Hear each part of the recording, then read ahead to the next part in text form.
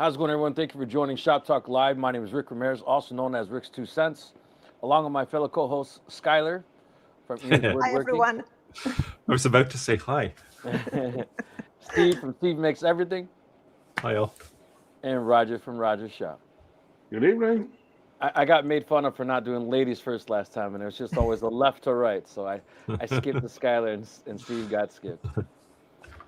So so I got some people in live. Chris actually jumped in here quite early. I was messing around with this camera, so hopefully you don't see lag and I don't look like a kung fu movie. I logged in at, I don't know, it was like 10 after. And I was shocked to see you here already because usually you're like 1 minute before we start, or sometimes 5 minutes after we start. Well, it's my wife took my son, so I wasn't shuffling around with him before we went live. So they're out shopping. But yeah, so Skylar, I have a question for you. Yes. We often refer to you as a artist, and I say that because it's like beyond the woodworking type. So I think when people see the UV videos and some of the things you're doing on these higher end lasers, do you think that you have the ability to create that type of design because your artistic background, or do you think that's not necessarily something that's giving you a really edge, and someone who's never used a laser before can still achieve those same type of results? Honestly, the UV lasers, I feel like anyone can achieve those results. I just took the cube, put it on the machine, and I used whatever settings the machine came with on all my UV lasers that I reviewed so far. So I've done nothing. I just bought the design from Etsy, put it on the computer, and push go. Right. You just have to understand when people see some of the work you do, then that's an intimidation factor to someone who's like, never going to be able to achieve something It like that. intimidates me. Yeah. So just asking, putting it out there, because Nope. So speaking of, you did send. I should have grabbed it, but it's now my son's nightlight. Skylar sent Ricky a little octopus that is it not an octopus, a what is Jellyfish. it called? A jellyfish. A jellyfish, yeah. So he has it going through all the different colors and lights up his whole room, actually. So pretty cool. I had to do a little video of that and give you a shout out. But yeah, Well, so he's thank very you. fond of that. That was inner engraving. Yeah, that was the one when I tested the Omni X. And I think that one was off center. I didn't frame it right. Can't Yeah. tell. So inner engraving is actually really cool. I had one of the customers I've been working with this week to build a prototype of something they want. They wanted inner engraving in glass, in a crystal, but they wanted it to be very, very dense, like white, basically. And I mean, the problem with inner engraving is you kind of get one shot at it, right? You can't go Right. back and do it. Well, I did figure out a way how to do this. So I'll probably do a video. It's pretty simple. But they said, how did you do this? And I said, 40 years ago, I worked on UV lasers, industrial ones. And I said, so it's old guy experience combined with new laser technology. There we go. So I'll do a video on it. But yeah, it's very picky. You can only do flat things, basically. But Right. like you couldn't do your jellyfish and do a second pass on it because there's too much stuff in the way, right, to get to the bottom. So I should have had it here now that I brought it up, but it's upstairs in Ricky's room. But I'll make sure next live I bring it down so people can see it.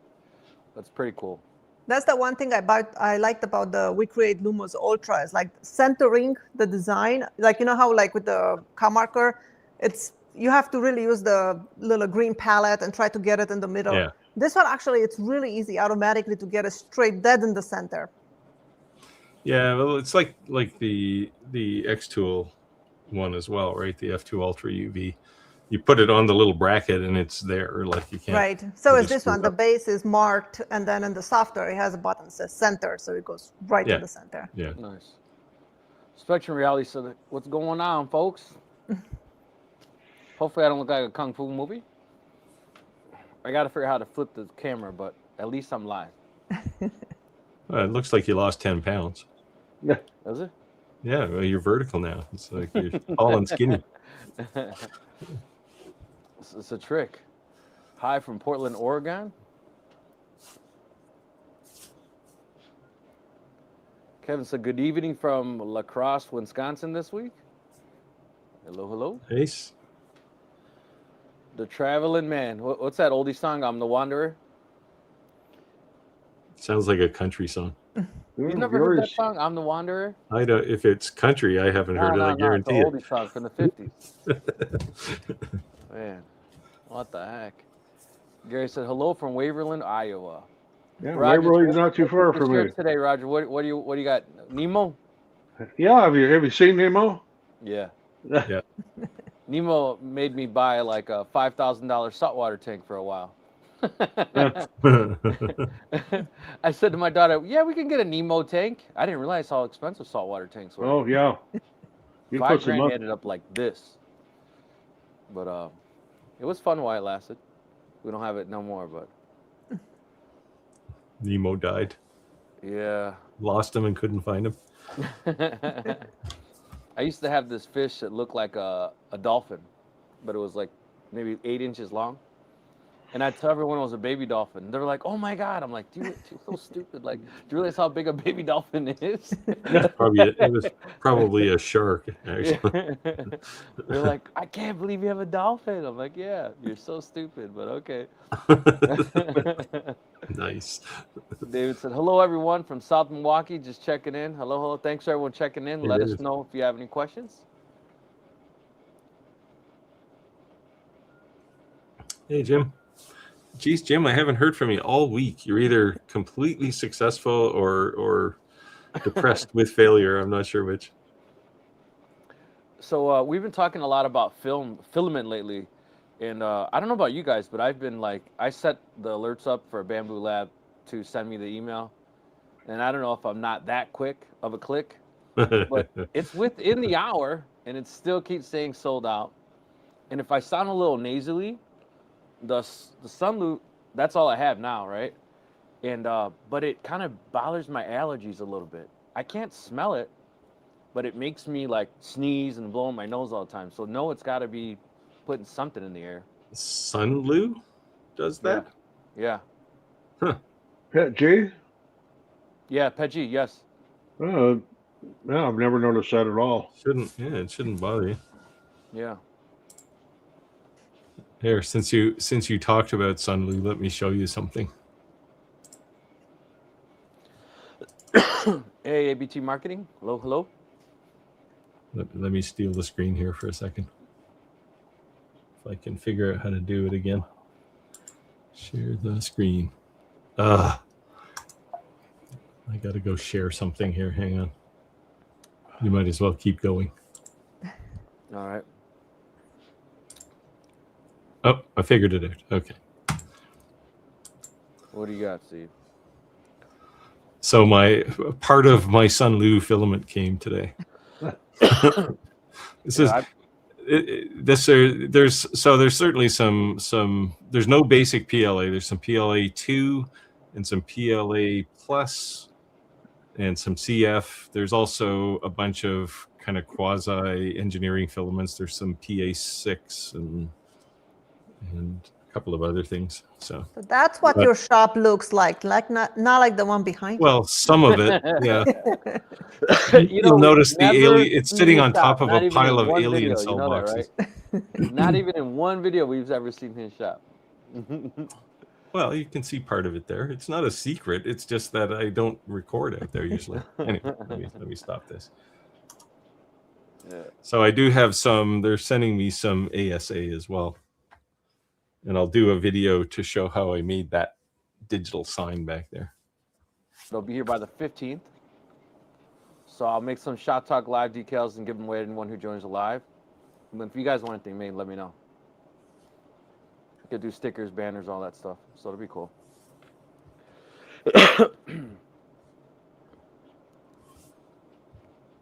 Yeah, I'm back. However, I will not be here next Wednesday. Every third Wednesday of the month, I have another obligation I have to do. Sometimes I'm get back in time to get on the last part, but usually I'm not out of there until about 9 o'clock. So. Rick said, "Okay, I'm here. Start over." All right. Star of Texas Designs. Hello from Houston, Texas. Thank you for joining. Nice. I got a lot of family in Texas. It's probably getting warm in Texas by now. Yeah, no kidding. Although our snow is just about gone. Is your snow still around, Skylar? It's snowing right now by us today, right now. Oh, yeah? I still have snow, maybe like 6-8 inches, kind of everywhere. And then in the shaded part of the yard, it's way over 12-18 inches, maybe. I don't know. Wow. We didn't have that much to start with. Yeah, no, we still have snow. It's melting quickly, though. Yesterday, we had like almost 70 degrees. I can see most of my lawn now, so Yeah, I'm I don't see encouraged. any of Fingers my lawn on crossed. the back. It's been quite nice here the last few days. Dewey said, hello all. Thank you, thank you. I don't Sydney, recognize Australia, down under. This is a new name. a new name. Hello, Maria. Thank you for joining. Good morning in Australia. Yeah. Sanders Laser Engraving. He's been posting a lot in the Facebook group. Thank you, thank you. If you're not already a member of our Facebook group, you should definitely join.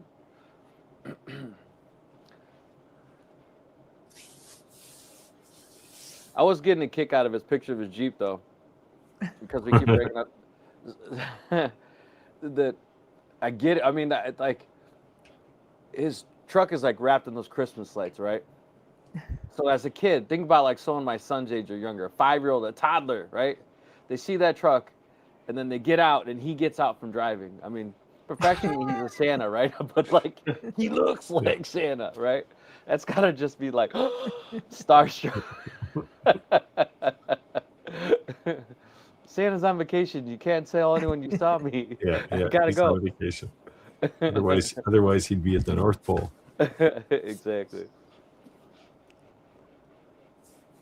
Justin Jones said, I've been 3D printing CNC clamps all day. I've printed my share of 3D clamps too. You know, They're handy for shops. This is Skylar. You don't have a 3D printer, you said, right? No, and I don't want one. We'll work on that.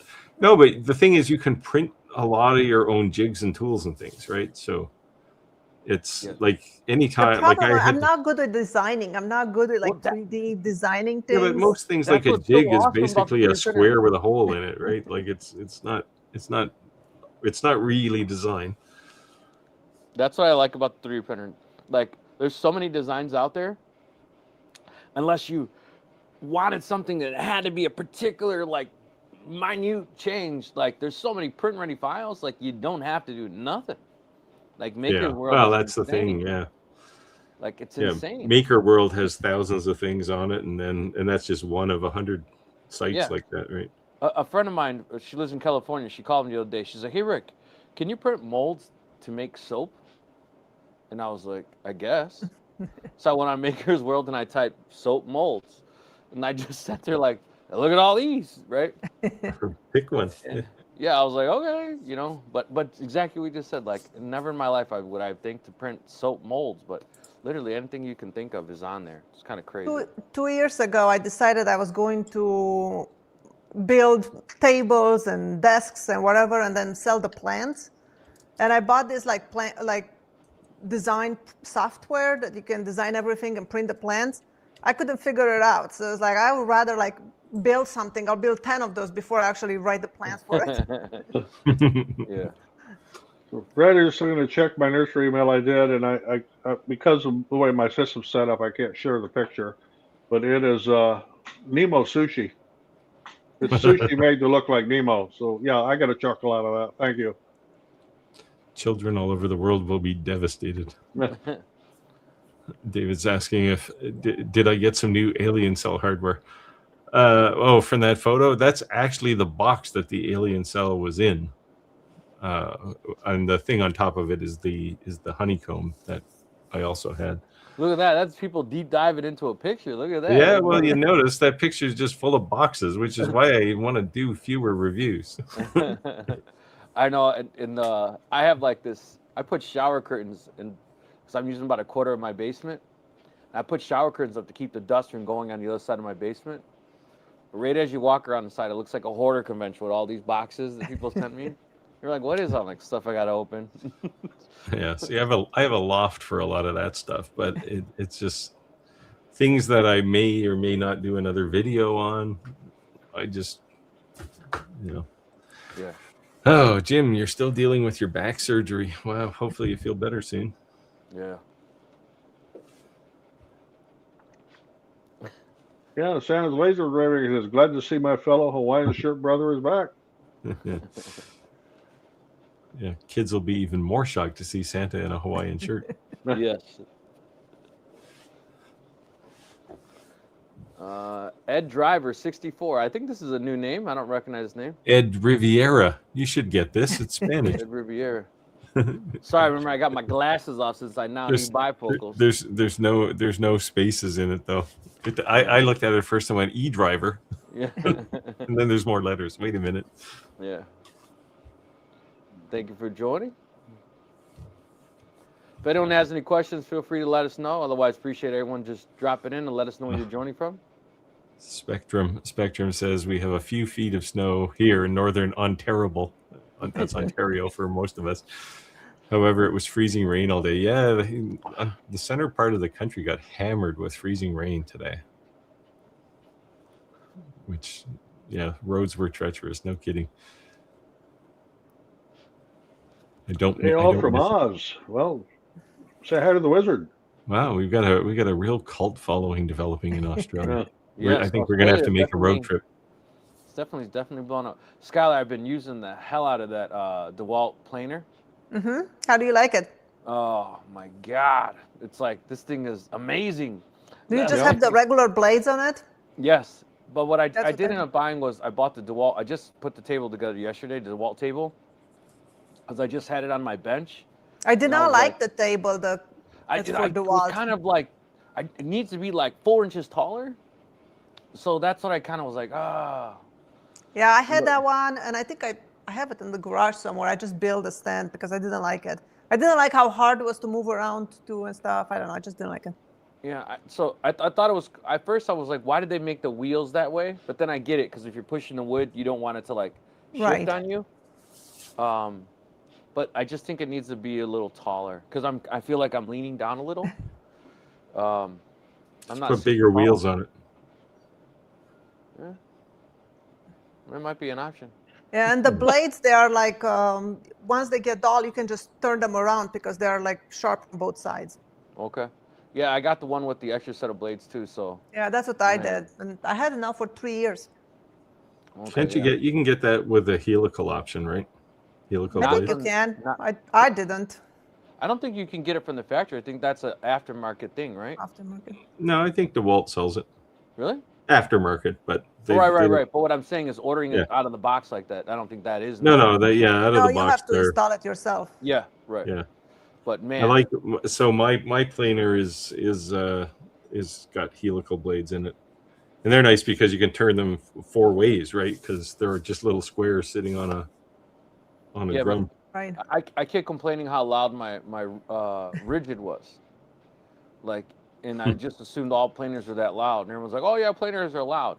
I turned this DeWalt on, like, this thing is not loud. Yeah. If you ever change your blades, though, buy some of the screws that holds the blades. Buy it before you open the thing because those things strip so easily. Oh, okay. Good. You're going to open it and then not be able to put your blades back in because the screws are stripped. I'll be yelling. I should have just dealt with the dull blades. All right, so ABT Marketing said, my sister and her family are in Chicago right now. I told her it's 80 here today. She said she wishes she was home in the warm sun. We had a couple of really nice days this week, up in the 70s here. Yeah. First down today, it's 35 and snowing. Yeah, we had, well, I guess it probably would have been pretty close to 70. So it's here like 65, certainly in the 60s. 70 almost. But then next week I saw it's below freezing again. Yeah, we got, I think, one day where it's going to be cold next week. Somebody want to take this? Tim says, have any of you heard? Oh, go ahead. Tim says, have any of you heard of any info on Xtool's new UV printer or heat press that are coming soon? A little. The correct answer I could give is yes. I'm not familiar with Xtool. Yeah, I can't. We can have a conversation offline a bit, Tim, if you want, but it's coming soon. Q2. I hope to have one sooner than that. But Oh, we'll see. Kevin Rich is asking, what are y'all's thoughts on any cubic Conrad X? I don't have that one, so I can't give an Neither. opinion. Conrad X. Yeah. I mean, I would have some comments on any cubic. They're kind of a difficult company. I befriended a guy through the retro computer group that I'm in, who has a Anycubic. What was the last one they had? You just want nerd mode on that Carbon Centura Carbon, that thing. one. No, The retro it's computer a group? S1 Max, and he's had a whole bunch of troubles with it. Because I sent him a design and said print it. It's actually that case back there, the one that disappears in my videos or reappears in my videos. And he said, how come it's not scaled properly? And then he sends me a picture of what he printed, and it's like, oh my God, this is terrible. Like did you have the heater on, or are you shoving like cold filament through the nozzle? But they've replaced now the controller, the heat, the bed, the stepper, the drivetrain for the stepper motors. Like just send the guy a new printer, because there's something wrong with this one. Right? So this is good to my comments from earlier. Sanders Laser Engraving said, I drive through a neighborhood during the spring and summer. The kids yell, Santa, and wave. What just as much fun as when they have adult donuts as well, waiting on OtterBox this weekend. That's funny. Yeah, that would definitely, I think definitely freak some kids out around by me. Tony. Hey, saying hello from Cleveland, Ohio. Maybe Santa should shave his beard off for the summer. Just that has to take some time to grow. That is a full beard. yeah, that's a serious beard. Yeah. Yeah. Ready? We said God love those adult donuts.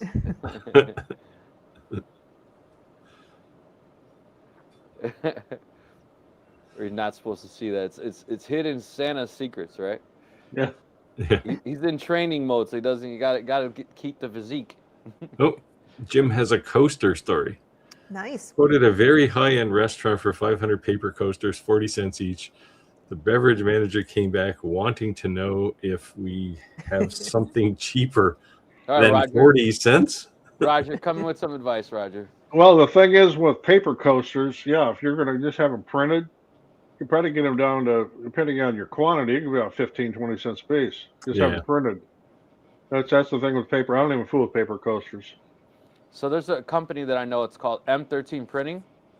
Check them out, or check Got Printout.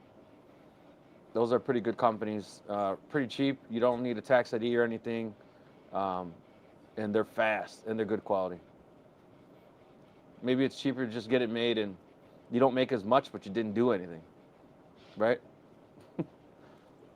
Yeah, but then you're not really a laser engraver. You're just a sales guy. Yeah, but if somebody wants something under 40 cents, you're kind of at that, like, forget it and don't make any money at all, walk away. Yeah, I get it, but it's... right? Yeah. Yeah, Spectrum Reality says these 3D printers seem horrendously slow. How do you guys bill for your time? Like, say, a 6 by 6 by 6 inch cube, something like this would take many hours to print. No? Oh, yeah, it would. Yeah, but I don't sit and watch my printers. I load them and I go away and I do something else, and I generally load them at night. And then when I come, get up in the morning, come down here to the office, because my office is right next to the print farm, I can take everything off and reload another batch. And yeah, it's the one machine in your shop that doesn't require babysitting, right? So it can work when you're asleep. Right, but the thing is that when you have one printer, if somebody wants something that takes an extended amount of time, you what do they say? You don't want to turn down money for maybe making money. That's different. If somebody's going to pay you right then and there, just do it, right? But if it's going to take 3 days and you can't do anything else, you only have a single printer, sometimes it's like, oh man, or just like, hey, I'll fit you in when I can, but you can't just block off my whole week. Yeah, in general, I don't bill for my time on a 3D printer job because I don't really have much time unless I'm doing a design of some sort. Yeah. But it's printer time. So, and that's really how much filament did you use and multiply it by some multiple that you're comfortable with, and that's the bill, right? Because unless you want to sit there and watch it, in which case I don't want to pay you anyway. You basically start a job and walk away, and you get a notification on your phone when it's finished. Do you ever load up your printers at night and you think this job is printing, and then you wake up in the morning and it's a big disaster, like nothing went right? That happens to me. I haven't had it happen on these bamboo printers I have, but I have had failures overnight where it just said, "Oh, something happened and I'm going to stop." Wow. And you come in the morning and you go, "This job should be done," and it's still got 4 hours to go. Yep. And quite often, especially with bamboo printers, you can fix something really quickly and just continue the job, right? And it's a bit of an inconvenience, but it doesn't mean you got to start over. So one nice thing with bamboo printers is they have spaghetti detection. Yes. Yeah. And if it detects spaghetti, it'll stop, so you don't end up with a giant pile like I used to get with my bed slingers. So I print a lot of these hype chains, right? And because exactly what Roger said, it has an AI detection. If one of these little chains, because it's a whole entire bed full of them, so 60 of them, is messed up, if I was awake, I could literally hit skip that object. It would stop printing just that one and keep printing the remaining 59 of them. But if I'm asleep and I don't hit that skip, like Steve says, I wake up in the morning like, oh man. Yeah. I have used that skip feature. It works really well. Yeah, it works awesome actually. So yeah, it is disheartening though when you're like, you expect it to be done and you're like, there's a lot of time still to go. Rick Morrison, Fish Lake, Indiana, just wet and 32 degrees. Nice one. Oh, Santa's laser graver should be cutting my grass this weekend. Much better than the 17 inches of snow a couple weeks ago. Where's Clack when comments like that come in? Yeah. Clack might be here. Yeah. Yeah, that's how it is here too. It's like one day there's snow on the ground, next day you have to cut your grass. But it's late this year. Like I did notice, I think 2 weeks ago, my daffodils were finally starting to come up. They were just a little. Yeah, ours are poking up a little bit. A month later than normal. So. Spectrum Reality said, for my laser, I generally charge about 80 cents to $1 per minute for runtime and 50-ish an hour. I feel it could not charge more. I'm sorry. I feel you could not charge this price for a 3D printing, but there's design time. Yeah, I mean, that's a good pricing for laser engraving. But yeah, nobody's going to pay 80 cents to $1 a minute for a print job because that could be $100 for, that little calibration cube. Yeah. 3D printers are just too slow. Yeah. They're getting faster. I mean, the very first Creality, what was it? S10. What was the one before the S10? That thing only ran at like 60 millimeters a second. Well, bamboos run at 600, right? So. Yeah, if anyone's looking to get a Creality, just ask Roger. He's an affiliate. He can give you an affiliate link. I'll step in there and say I can give you an affiliate code for a Creality. Yeah, you won't get one from me because it won't come with the glass of acid that Roger's going to supply. So, Skylar, any upcoming projects coming soon? I have to make this. It looks like a ring box for a company. I have to make a whole bunch of them, so that's what I'm working on. They're using it for deal closing. They're gonna put the champagne cork in it, where I cut the bottle with the cork. So that's what goes in it. Are you doing some crazy exotic woods or vibrant colors? No, they just chose a walnut box with maple splines, and the maple top because it has to be engraved with the details and stuff. I posted a short on the Facebook group. Oh, okay. I'll check it out. So, today was a crazy day for me at work. I just made a prototype today, so I'm gonna send them a picture tomorrow and see if they approve of the design, and then I gotta batch make a whole bunch of them. I'm gonna be making tons and tons and tons until I hate it, of flower boxes. Nice. They're boring, but they sell, and they sell fast, right? And they're easy. But around me, because I live on a very busy street, as many as I can stick in front of my house, they're gone. Yeah. I don't sell anything on Facebook Market other than lasers that I review. So everything has to be able to fit in a box so I can ship it. Yeah. Sanders Lasers Engraving said, ran into an interesting problem. Engraved a high-end detailed beer on a mirror back, held it up straight and couldn't see it. At an angle, it would appear so detailed, so small, it blended when held up.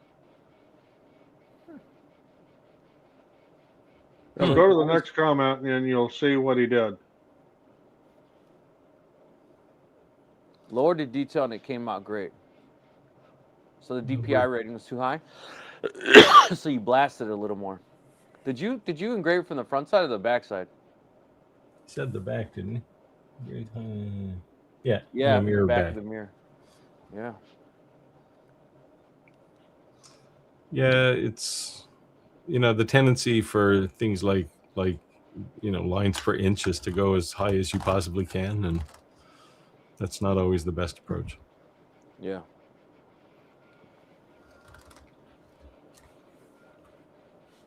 Spectrum Reality said, been thinking about trying some electroforming using laser cut wood objects as form. Any of you tried looking at this? Man, looks awesome.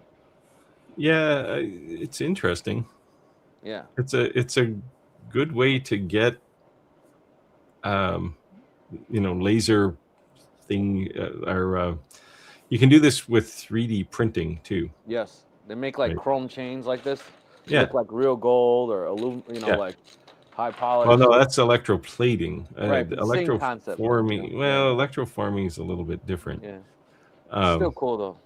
Very cool. Yeah, I really do want to do some electroplating just to try it. I've never tried it. Yeah, Very the cool. challenge is you need a print. Like if you're 3D printing something to electroplate it, that print has to be really smooth. So the prep time before you electroplate it is quite extensive. It's not something you're going to possibly make money at, because that chain that you just showed would cost like $1,000 by the time you got the thing electroplated. Just on the time it takes to polish it. Spectrum Reality said, I have a couple cases of mirrors where I've tried a couple and mixed results. Yeah. I think Roger was saying that with when you were making those backings, right? But they were like Dollar General mirrors, right? No, my mirrors came from Menards. Oh, I bought the mirror tiles. I had really good luck with them. Yeah, I've used those. Chris said, been back working on material setting UV laser. Not as easy dialing as a fiber. Yeah. Jim is on here. He can supply you some evidence. It's UV lasers are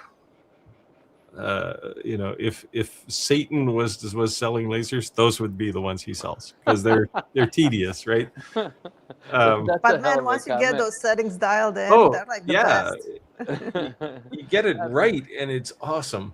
But the hardest thing to understand is that, like, if you have a CO2 laser or a diode laser, right, the focus is somewhere about this much. With a UV laser, it's a millimeter. Like if you're a millimeter high or low, you're out of focus. And it's just, so I would never ever buy another UV laser that isn't autofocus. Makes sense. Because you just can't get these things into focus. Sans Living Grade said, got the first fest of the year this weekend, so I'm busy this week. A festive already, huh? Wow. I've heard of Christmas in July, but not Christmas this early. Well, when you look like Santa, every day is Christmas, right?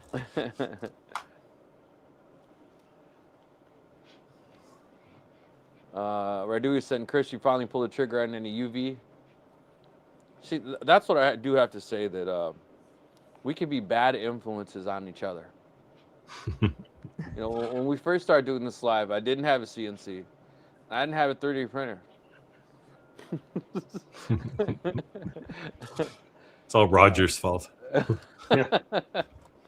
I can definitely say you guys influenced me to get a CNC. I did. I joined Andy on his weekly, or I guess it's twice a month live stream. I watched that this week.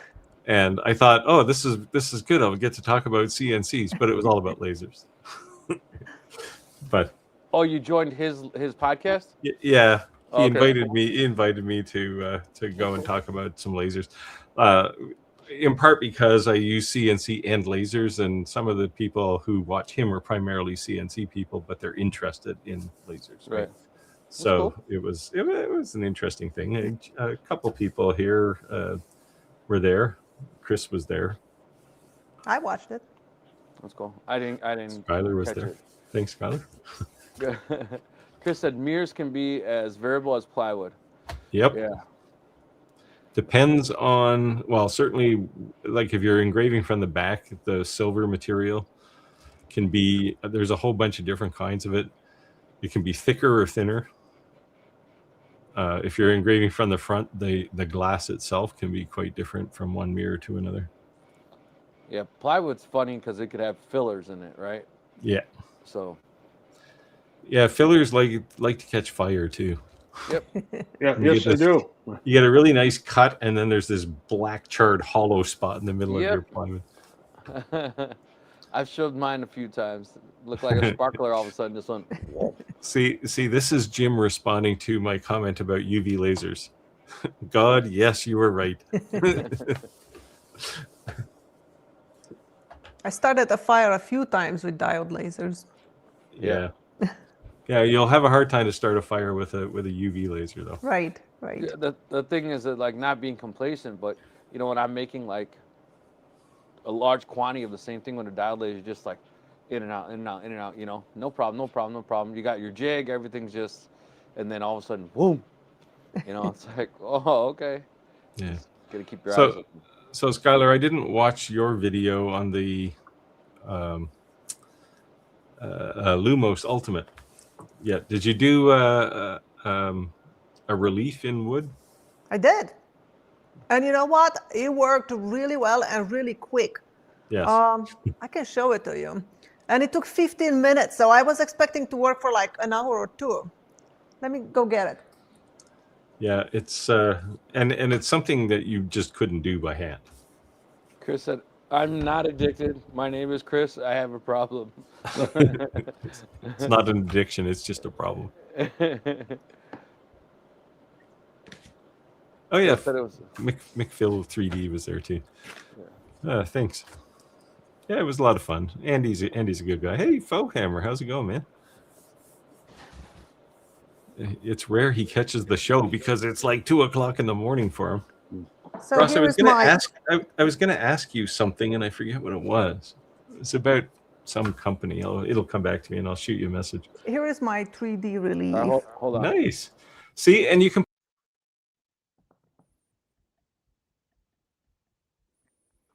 And here is the same design, just engraved, not 3D relief.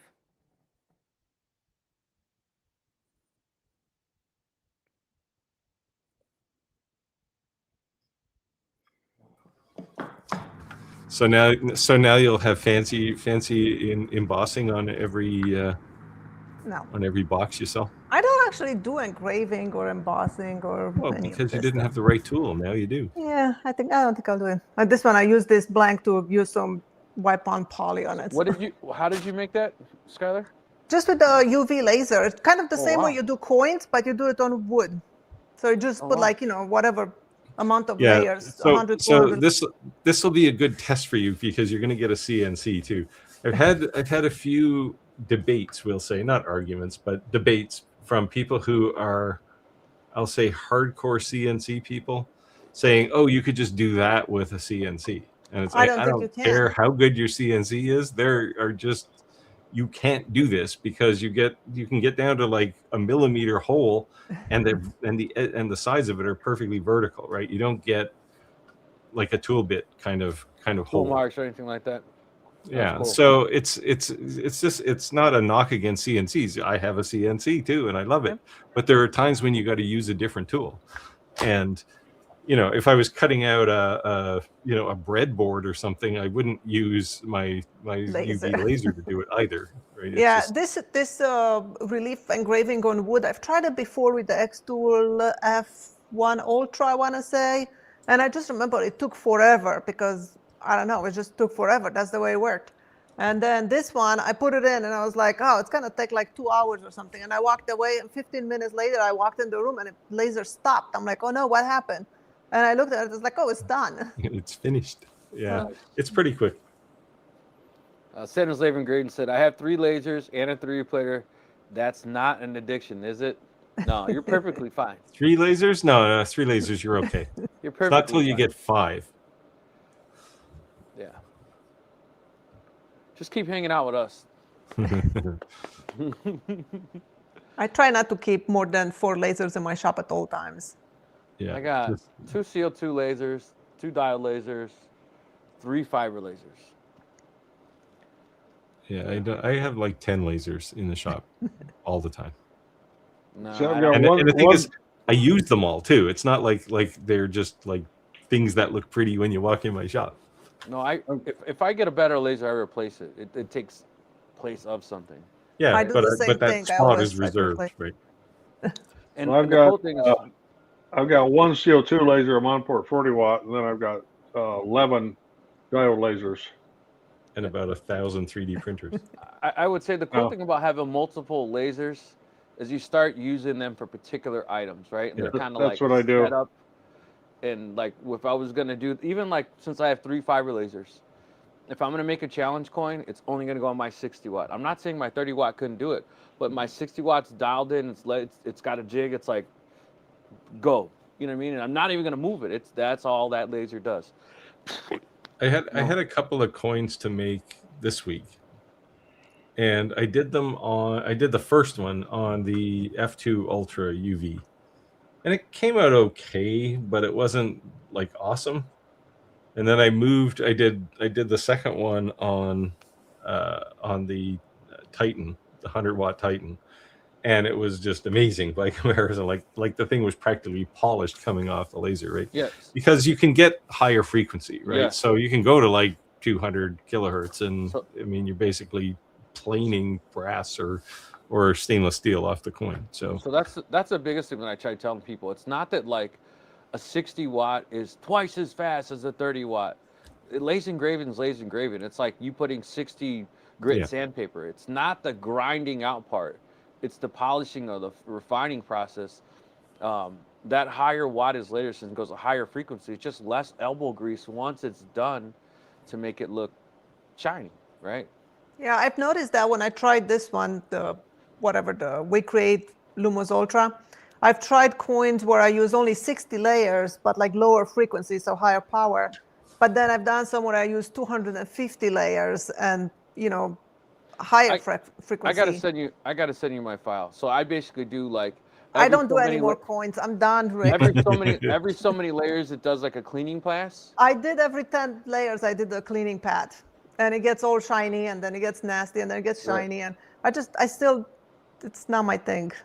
Yeah, I like it. yeah, I don't do it either, but it's somebody came along and offered me quite a bit of money to do a couple of very unique coins. So I did it for the review, and it worked great. I hated cleaning all that, Yeah. dust afterwards because I Yeah. don't want to use metal. I just want to work with wood. But now I have all this dust stuck in my fan and everything. yeah, I mean, if you like laser engraving and you don't like dust, then do just inner engraving. You don't even need an exhaust fan. It's just because all the dust is inside the cube. Yeah, it's definitely. That's what I'm saying. So many people show these coins, they're laser engraving. They don't show you the full process, and just the polishing phase is a big part of a challenge coin.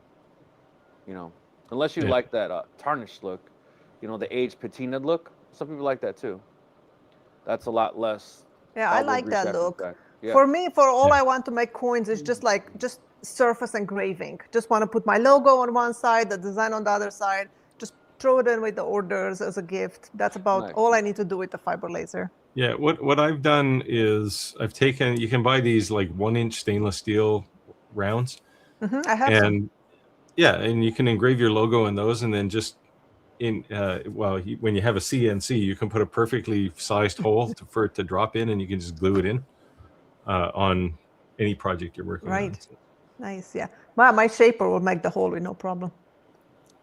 Spectrum Reality said, I'm thinking about picking up a fiber laser in the near future. I really wish there was more options for gantry units versus MOPA galvo units, such a small work area. Agreed. Yeah, you don't find a lot of gantry type No. fiber lasers. No. And whenever But you do get a into lot the of hole, them has the extension table thing. Yeah.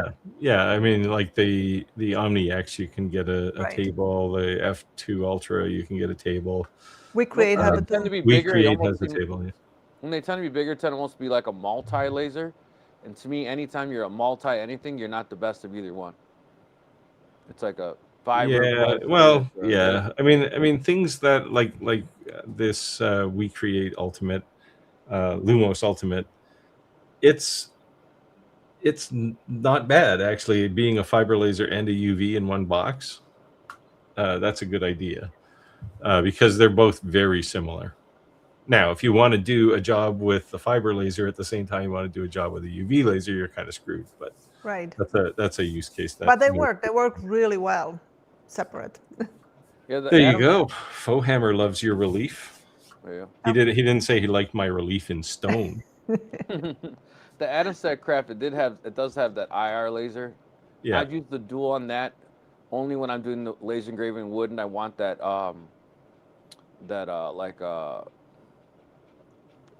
the fake hologram depth look. It looks like it's super deep, and it's not. Yeah. Illusion engraving, as they call it. IR is so slow, though. That's my biggest problem with it. Like, Right. you can get some nice results, but it's super slow. Oh, Well, yeah. diode IR lasers, right? A fiber Right. laser is an IR laser too, right? Right. But But like the yeah, Adam stack, like I think the one that Rick is talking about, it just has a IR 2 watts, 5 watts. I don't know what it is. Yeah. 3 watts.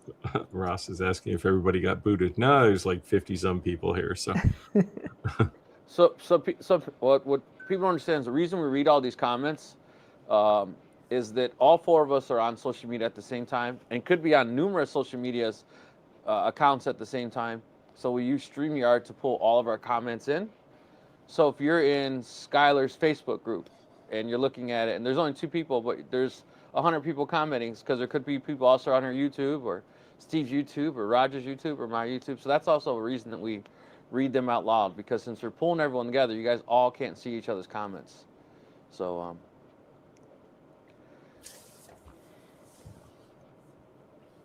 Spectrum Reality said sick. Yeah, people are liking that work, Skylar.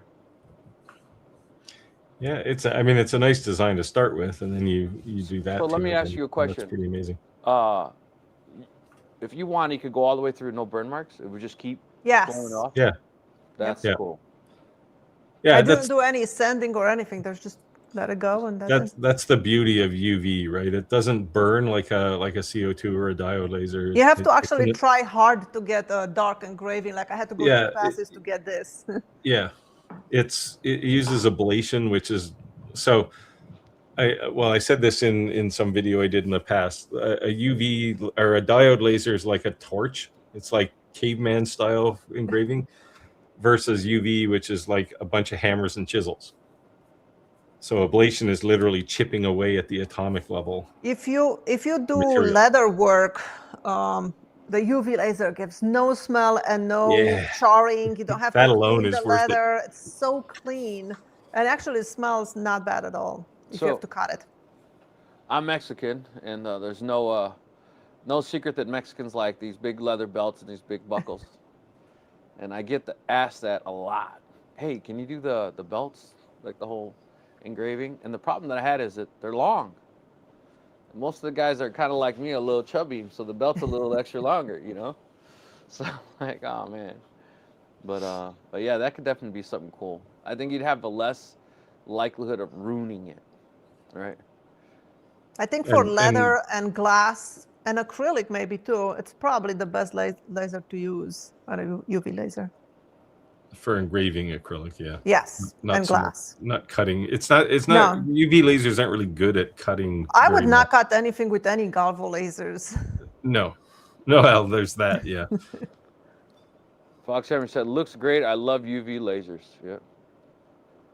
Technology, just it's crazy. Like Yeah. So the next generation of these is green lasers, which are they're even better for engraving, internal engraving and glass. it's crazy. I've had a company bugging me about testing one, and they're trying to find somebody to sell them. It's like, yeah, that's work. I don't do jobs. But that technology is coming next. These are all technologies that came out of industry, right? Like they're like the $100,000 lasers. They used to be like green engraving lasers, and those are headed for home use now. Well, small business, we'll say. Got a question here. Who has an F2? I have an F2. Well, oh, yeah, I think certainly Skylar. Now you can answer this, Skylar. F2 needs to go slow to stop burning. No, I think you have to go faster to stop burning. Yes. Like slower, it burns more. Now to be clear, Ross, you're talking about the F2, right? Not the F2 Ultra or the Ultra UV. Because, because Xtool decided that they needed 4 lasers with the same basic name. Yeah, the F2 is just the 15 diode with 5-watt infrared, I think. Yeah, something small, yeah. I have that one. Chris said he had to semi-retire my diode lasers due to space, but between the CO2, fiber, UV, CNC, 3D printers, not much I can't do. Yeah, That's yeah. awesome. Like, I honestly feel that way. Like, if you have a CO2 and a fiber laser and a UV laser, you don't need a diode laser anymore. I kind of feel like I'm at the point that if there's something I really wanted to make, there's nothing I couldn't walk down my basement and make. Like, nothing. How is it cutting acrylic though, like with the CNC? CNCs will cut acrylic nicely. Yeah. Well, You get a lot of like chips, right? Well, it's not right, really and they chips, have static on them. a to little bit. everything. It's not too bad. Okay. I haven't cut. What have I been cut? What is that stuff called? It's the 3-color plastic, like the Like lamicoid. yeah. That material. So it's like Yeah. a 16th or a 32nd of an inch of one color, and then white in the middle, and another Yeah. color in the other side. Yeah. Yeah, it's like tri-lam or something. It's called. Yeah, I bought like, I bought 4x8 sheets, but the shipping was insane, so they cut them in half, and then the shipping was like falls under like FedEx standard shipping, and was like $60 or something stupid, because the didn't matter the weight, and it's so thin, the package wasn't big, but it weighed a lot, right? Yeah. So Yeah, it's pretty heavy, that stuff. Yeah, Yeah, I make a ton of signs with that stuff. yeah, so cool. That's pretty much all I've been using on the CNC. Mash the button, not the disconnect button, the thumbs up button. Smash the like button. I try cutting acrylic with my table saw, and it's terrible. Like Oh, it heats up and it shoots these hot little chips on you. Yeah, you need a Kevlar suit when you cut acrylic on a table saw, because it shoots these little bullets back at you. Yep, and they're hot. Like they get so hot. Spectrum Rise, that would snap constantly, being that thin.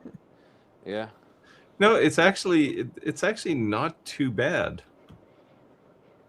That stuff. It's because it's not acrylic on the inside. It's like ABS type plastic, but it's not ABS because it's laser safe.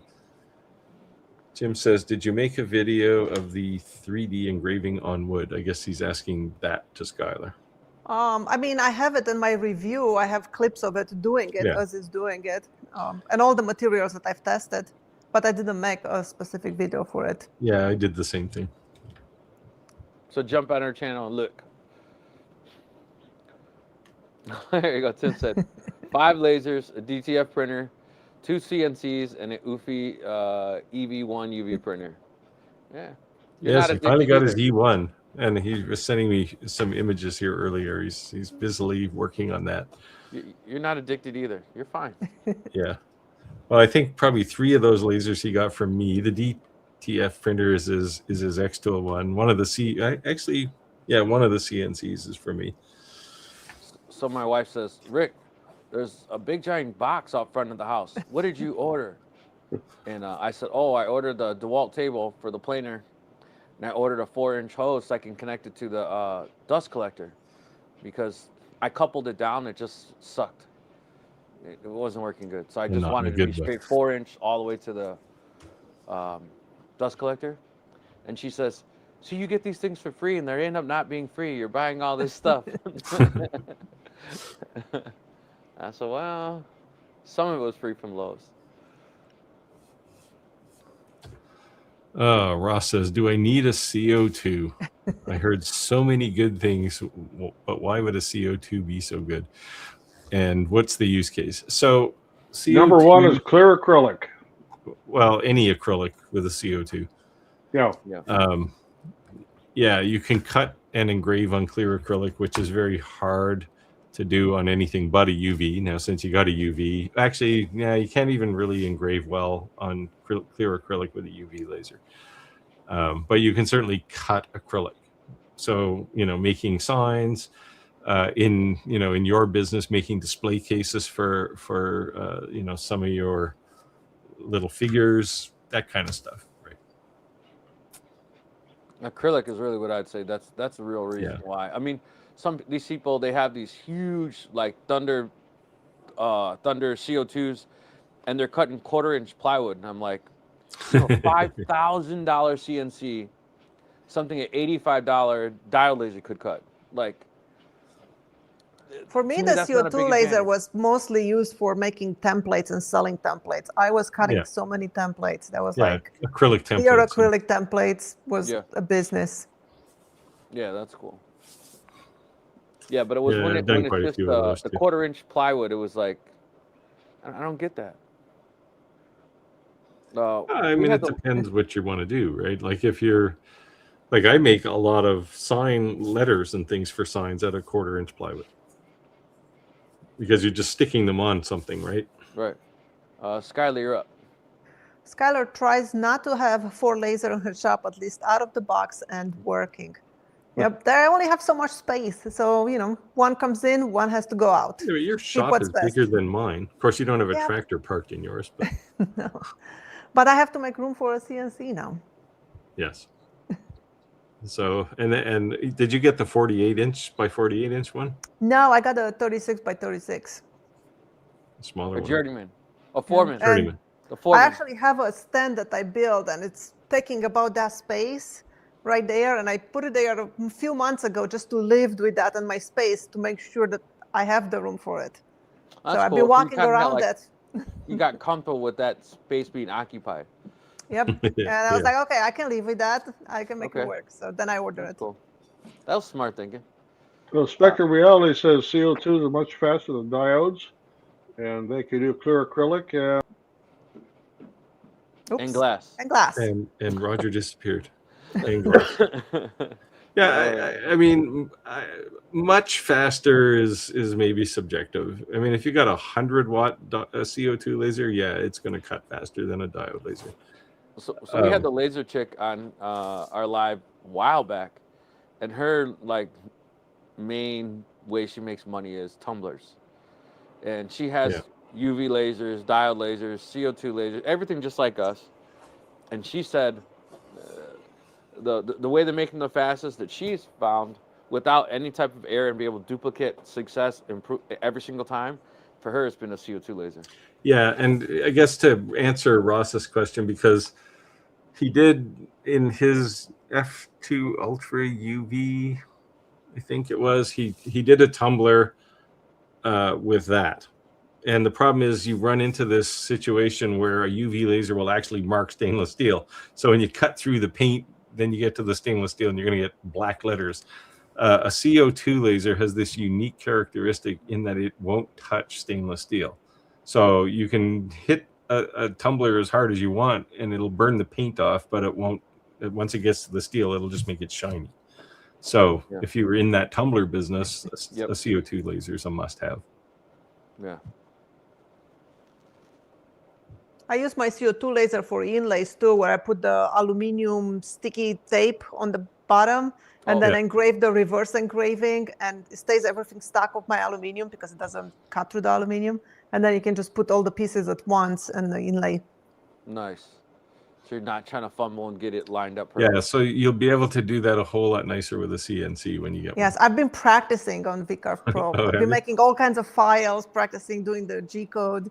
Because So I'm there ready. you tend to make the plug first in all one piece, and then you cut all the holes, and then you just you literally fill everything with glue and just press it in, Right. and then at the end you just take your bandsaw or put it back on the CNC and cut the cap off of your plug. Chris And said, it just works so nice. There's a toolpath in Vectric VCarve for it. Yep. I've Tim been playing said around with that. Chris said he's been trying to avoid a UV printer, but I might have to put another level on my shed. Yeah, so there are a couple of interesting UV printers coming out this year. I mean, the E1 is nice. I would say it's more of a hobby home UV printer. Longer's coming out with the ePrint, which is a little more leaning towards small business. Xtool is coming out with, I think they're going to call it the M something. And it's going to be a fairly substantial business tool. And who else? ProColored is coming out with one. ProColor has been making them now for a while, so they've got pretty Yeah, good but at now it they by have now. that combination one, right? That's a UV Right. and DTF. Yep. It's coming out soon, and it'll be priced in this. Like the one nice thing that, well, there's many nice things about the E1, but the one nice thing about the E1 is it's priced to keep everyone else honest, right? It's like anybody who comes out with a $10,000 UV printer now is people are going to go, well, I can buy an E1 for $2,000. So Yeah, it's the prices are setting the bar. coming down. Depends on what you're making and how much of it you're making, I guess. Spectrum Yeah. Reality said, if you're into that kind of thing, I really want one of those Metal Fab Xtool tools. But holy hell, 23K in Canada for cutter and the CNC. Yeah. So I am talking to Xtool about getting one of those. Fingers crossed. They were supposed to send me one last year, and when they were ready to send me one, I wasn't ready to receive it. And then they ignored me for a while when I asked about it. But I have a new rep in Xtool now, so she seems more eager to get some. I love my old rep on Xtool. My new rep, I'm like, I upset someone the other day. A company reached out to me, and I thought I was going to get one. And I'm always truthful. These combo welders, cleaners, lasers, right? Yeah. Yeah. And I told them, I says, when I went to journeyman school, I took welding 1, 2, 3 in advanced welding. I own a farm, so you use a welder all the time, right? I said, but I'm just going to be honest with you. Like, if you think you're going to pitch this high-tech gadget to an old-school welder, it's going to be hard to convince them, right? Initially. So I says, for if you're just trying to get your name out there and trying to get people to jump on your bandwagon, I think it'd be easier to convince someone you don't need 20 years experience to weld like your father. Yeah. You can take technology and leapfrog, and because of this, be able to do these type of lasers and these type of welds, and show them that, because the other guys are like, but I can see like these newer guys, you can go buy a Harbor Freight trailer, a 220 generator, and go to body shops and clean frames and make thousands of dollars per stop. You know what I mean? That in itself could be a business, or graffiti removal, Now, Xtool's marketing angle on the Metal Fab is at people who've never welded before. Right. See, that's exactly what I'm trying to. They were trying to sell, and I'm like, look, you're not in the same ballpark. Like, you're not going to be able. They're going to want to do strength tests, and then you're going to look bad. Like, it's not the same. It's like, that's why every welder has 4 different kind of welders, because it depends what kind of job it is. Yeah, although the advantage something like a metal fab has, or well, laser welders in general, but the metal fab specifically has settings for things like brass. Well, do you know how hard it is to weld brass? Like most people who weld for a living can't weld brass. Most people don't Even weld aluminum. aluminum, right, is Yeah, very aluminum. difficult to weld. Yeah, Um, most people can weld anything besides aluminum. Aluminum's super hard to weld. well, brass is hard, copper's hard, Yeah. and the metal fab will let you or me or anybody who has some basic understanding of welding but may or may not have welded before can weld that stuff. And Right. you know, if you were making you're making a water tank and the thing has a leak in it, you could weld underwater with the thing. You can't do that with any kind of welder other than a laser welder, right? Yeah, so I think I made them Well, upset. gas welding, I guess. I Divers made use them them. upset, and they actually backed out the deal. And they were like, "Well, after consideration, blah blah blah." I'm like, you know what? I don't care. You asked me my opinion. I told you honestly how I felt, and if that upset you, then I'm sorry. But I honestly think that's the truth. I'm not saying that I don't think eventually, like technology always progresses, right? When anything's Yeah. new, people are doubtful. Could that be the new way that everyone welds? Yes. But these old school welders who have 100 grand on the back of their truck of welders, Oh, they're not they're gonna get definitely going to different. drag their feet. Right. But what's going to hurt them is people who don't weld for professionally suddenly won't need them anymore, Yes. right? And that's when they'll start to change. Like I think unless you're like a high pressure gas welder or something, the regular welding shop kind of guy, those jobs, those days are numbered, I think. Yeah. I mean, AI is not going to take them out, but amateur welders might. Yeah, that's what I was saying. A Harbor Freight trailer and Yeah. a cheap generator. Yeah, can but have a mobile business. the other thing that something like a metal fab will do that a welding shop typically won't do is cutting material. Not just like, oh, I'll cut big squares into small squares. It can cut down to like fractions of a millimeter type accuracy. Right? Yeah. Most welding shops don't have that kind of capability. Plasma cutters. Yeah. Not down to that level. Yeah. They'll cut, plasma cutters will definitely cut holes in metal, but Right. you can cut like a 1 millimeter hole in a piece of steel with a metal fab. Well, that's cool. You won't do that with a plasma cutter. Yeah. Plasma cutters like going there with a bazooka. Yeah, it's more of a it's basically a controlled torch, right? Yeah. Hold on, buddy. Yeah, I mean these things cut and it's ready to use after that. A plasma cutter, you got about an hour of grinding to do after, right? Yes. Yeah, and that's why I told him. Like I'm not saying that I'm not comparing apples to apples and saying one's better than the other. I'm just saying like to win people over, I think it'd be easier to win your initial target, your initial customer base, on people who have not have years of experience of welding versus someone who does, because they're going to be skeptical, way more skeptical, and they didn't like that answer at all. It really upset them, rubbed them the wrong way. But, yeah, well, yeah. I mean, I see it. That may or may not be true in the long run, but there is a headwind that they have to push against. Right. And I mean, anybody who's got a welding shop isn't going to do them any favors and tell people they should buy a laser welder, right? Absolutely. Or a laser cutter. But it's going to happen, right? This is the horsewhip problem all over again, right? Sanders Laser Engraving said, lose some detail versus dial, but it's fast. You can run acrylic and cut much faster. I think he's talking about the CO2 laser. Yeah. Well, yeah, you can't cut acrylic at all with a diode laser. Even black acrylic doesn't cut very well with a diode laser. Not by comparison.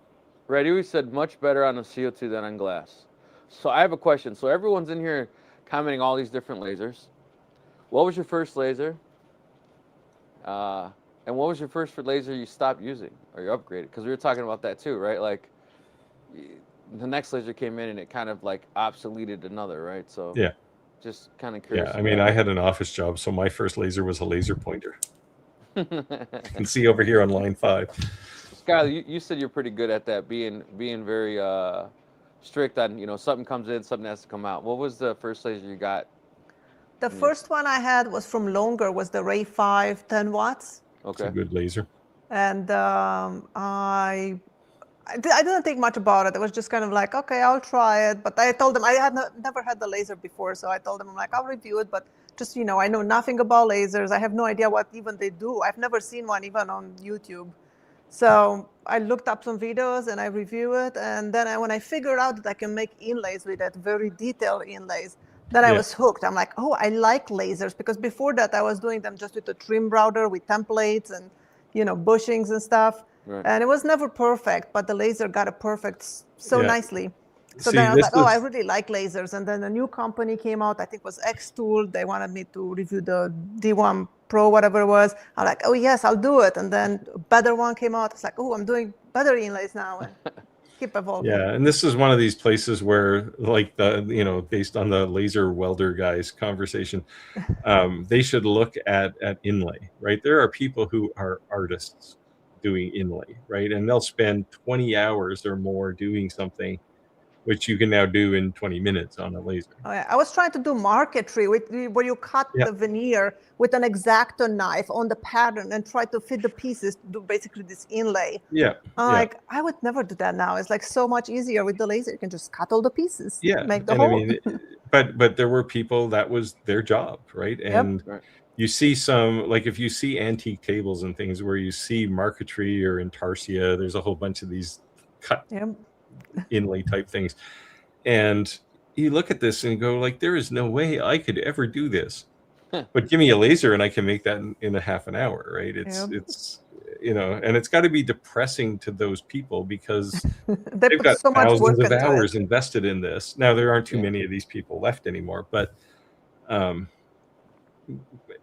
was an art form, right? And it's basically been eaten alive. Like any moron like me can do inlay now, right? And lasers are not suited for everything either. I had this big argument with this guy on my Facebook group a few months ago because I made this intarsia cross that has these flowers, you know, it's like cut from 3/4 inch wood and it's shaped and looks 3D. And he's like, oh, I have that file. I'll do it on my laser. Why would you waste your time to do it on a scroll saw? Because you can just cut it on a laser. I'm like, listen, I'm not against laser. You can cut it, but it's not going to look like this. It's not going to have the dimensions. It doesn't have the thickness. He's like, yes, mine is going to look better because it's cut perfectly. I'm like, no, it's not. And it's like, why you hate technology? He was like, went into this hate rant with me. I was like, you hate technology, you hate lasers, you think scroll saw. And then he gave me this example. It's like, if I have to go to the lumber store 20 miles away and buy wood, would you drive a car or would you go by hand and by your feet and, you know, carry your lumber home? I'm like, I don't think you understand me. I love lasers, but even now that you have a UV laser, you can do that stuff. Yeah. Right. But it's going to take, you know, to do like your cross with the flower embedded in the cross. It would take you, you know, 20 hours to do that on a UV laser. Whereas with your grinder and a bit of sandpaper, it's basically and sand. Yeah, even then it's not going to look the same because every pedal and every leaf and stuff is different color wood. It's different natural wood color. Yeah. So it's just, but he was just. It's always right. You've got to use the right tool for the job. Yep. Just like I would not cut, you know, 1/2 inch wood on my lasers. I would use a bend saw, use a scroll saw, use something else, a CNC. And this was the argument I had with UV laser versus CNC, right? It's like, yeah, I have a CNC too, and I think it's great, but cut me a square inside corner with your CNC. I thought it was funny. You can use a chisel. Sure, you could. But what if that hole that you're cutting is a millimeter wide, right? It's like...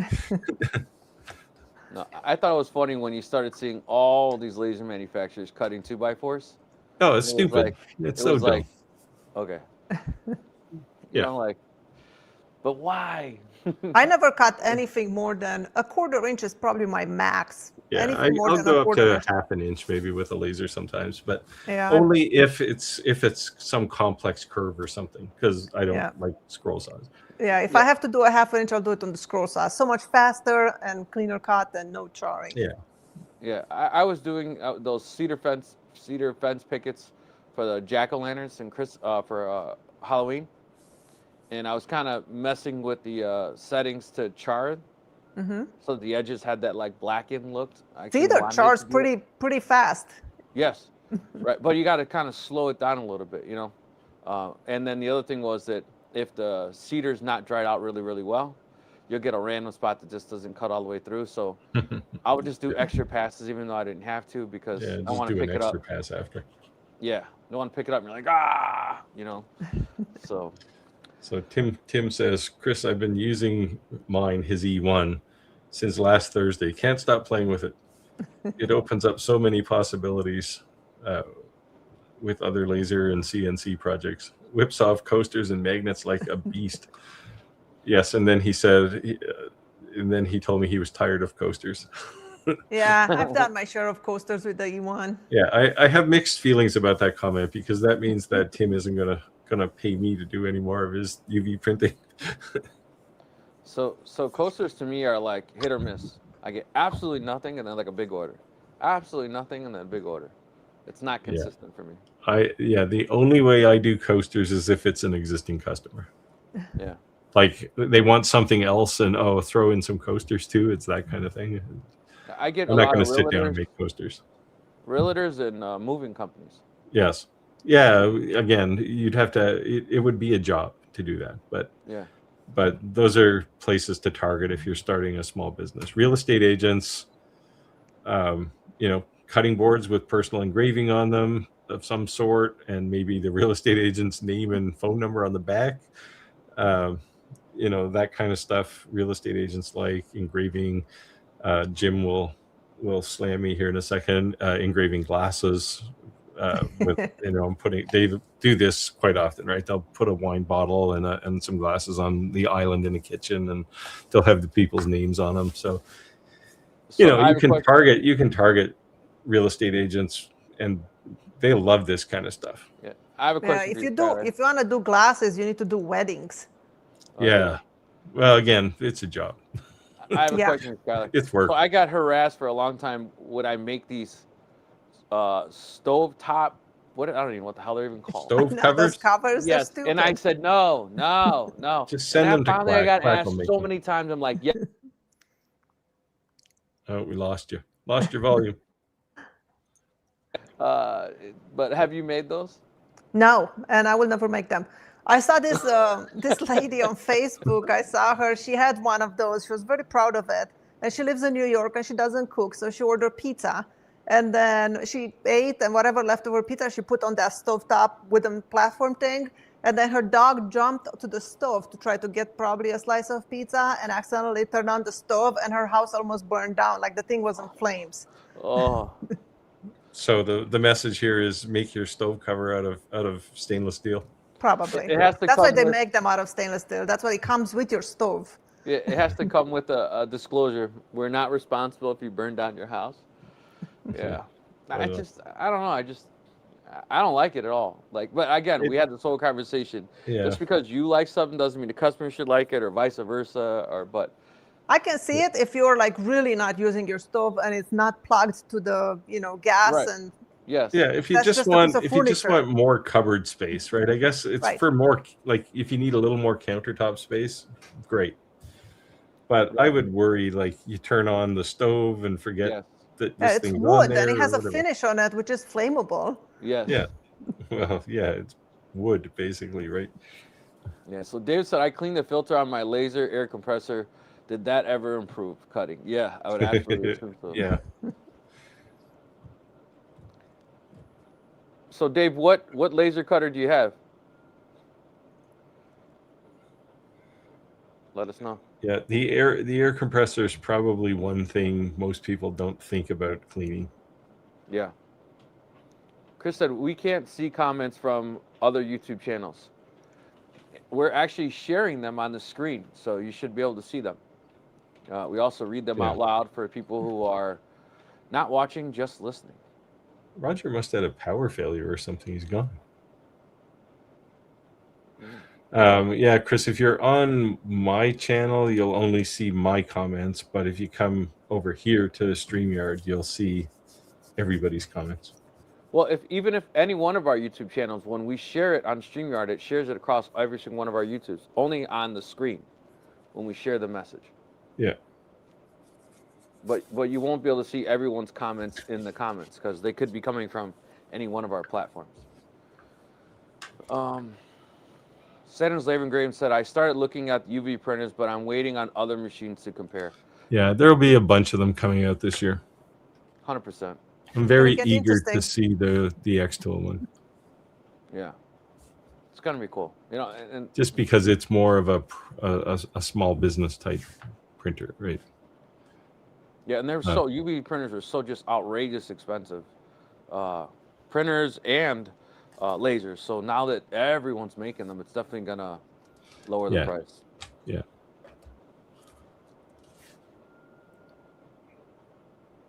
You guys want to take this? Alex says, I'm doing a lot of multi-layer wall hangings, I guess.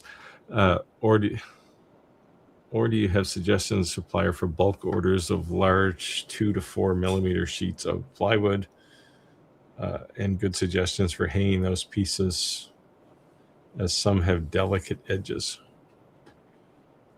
You do some layered stuff, don't you, Skylar? Yeah, I have done it, but I pretty much always try to put it in a frame because one, that's going to look more polished and as a finished product than just like layers of plywood glued together.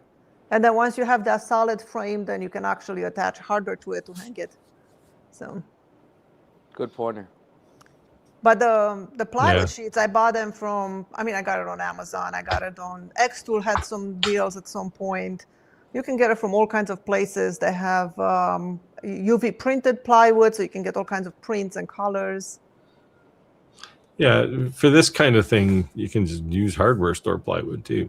Right. Yeah, and the other thing is But usually I think it's used a 1/8 inch because you have 15 layers or 10 layers for some artwork. Yeah.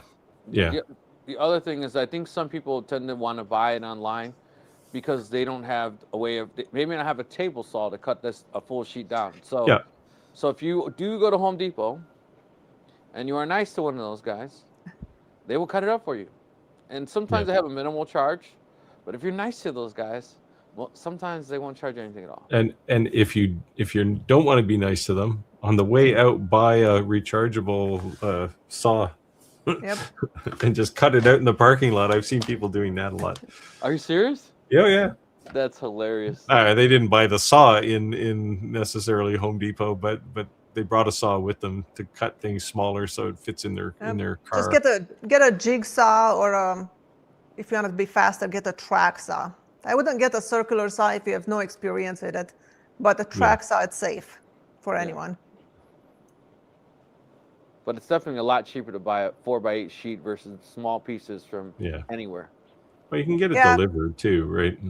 Most hardware stores will have delivery. I get mine delivered from the big box store, but that's just 1/4 inch. I couldn't find 1/8 inch, and it's veneer. Yeah, you can get it in mahogany, cherry, walnut, maple.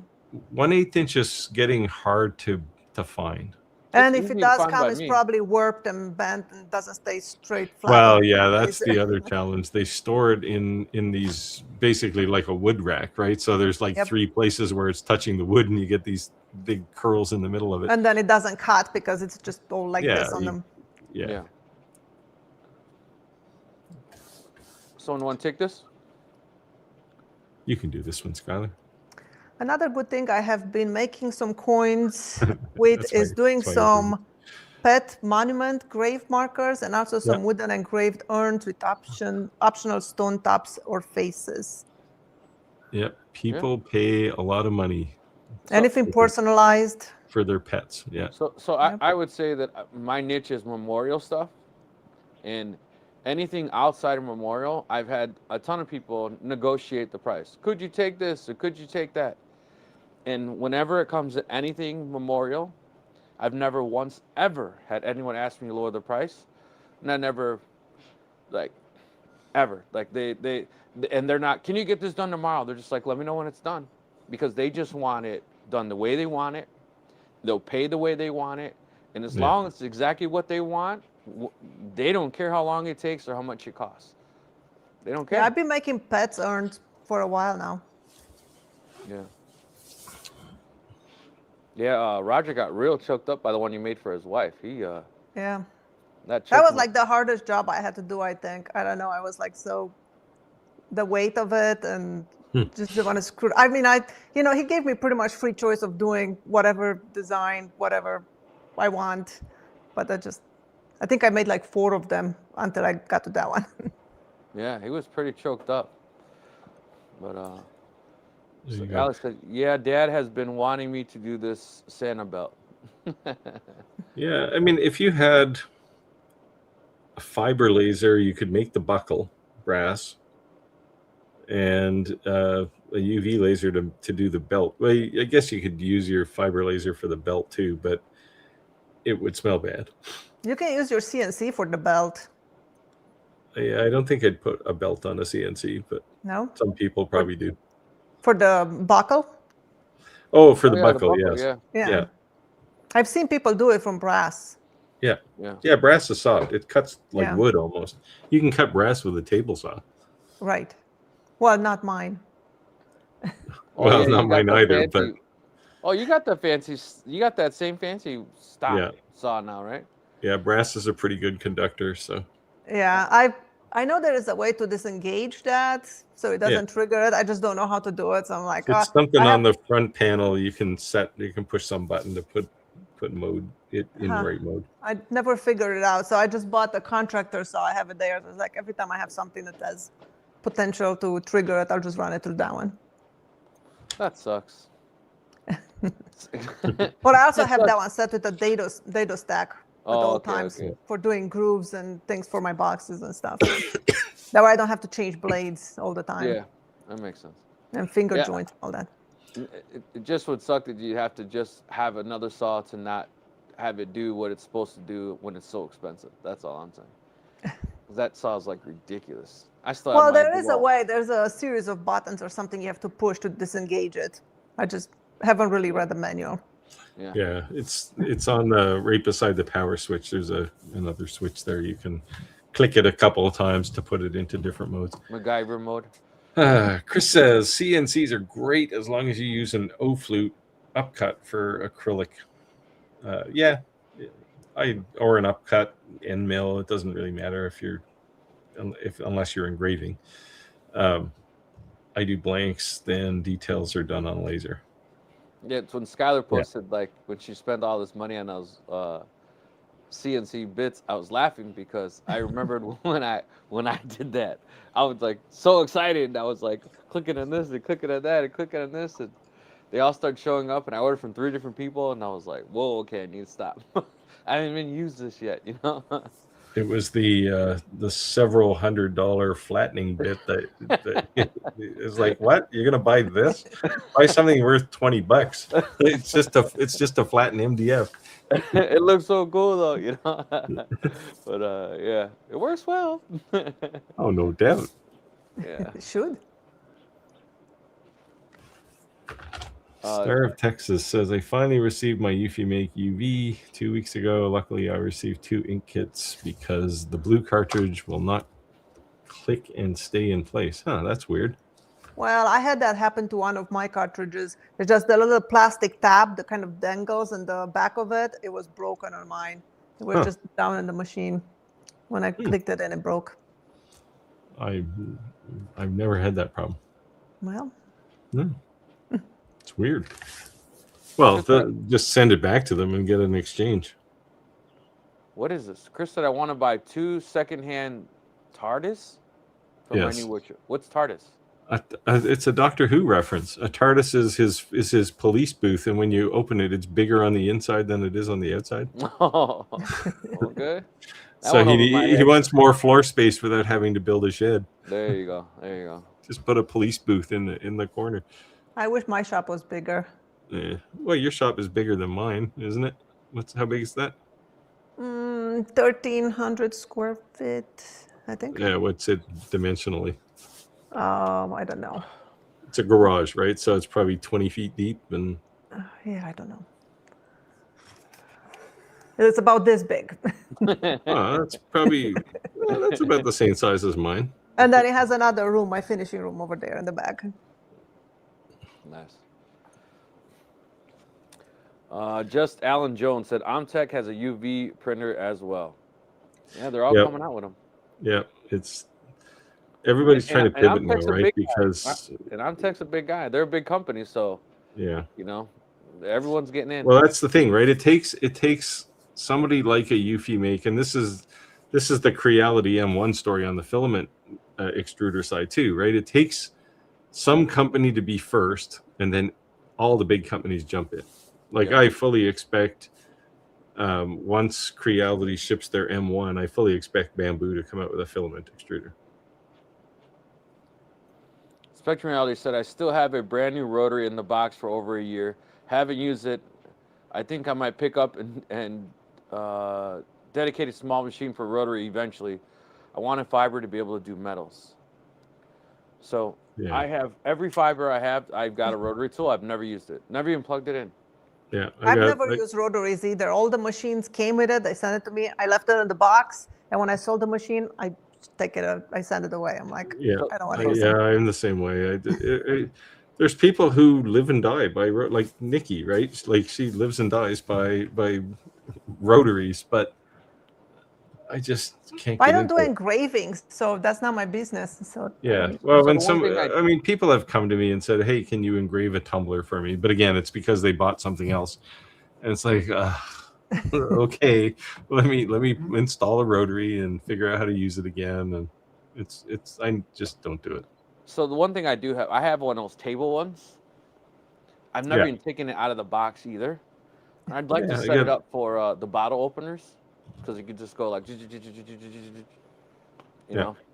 And I have a shelf full of rotary boxes that have never been opened.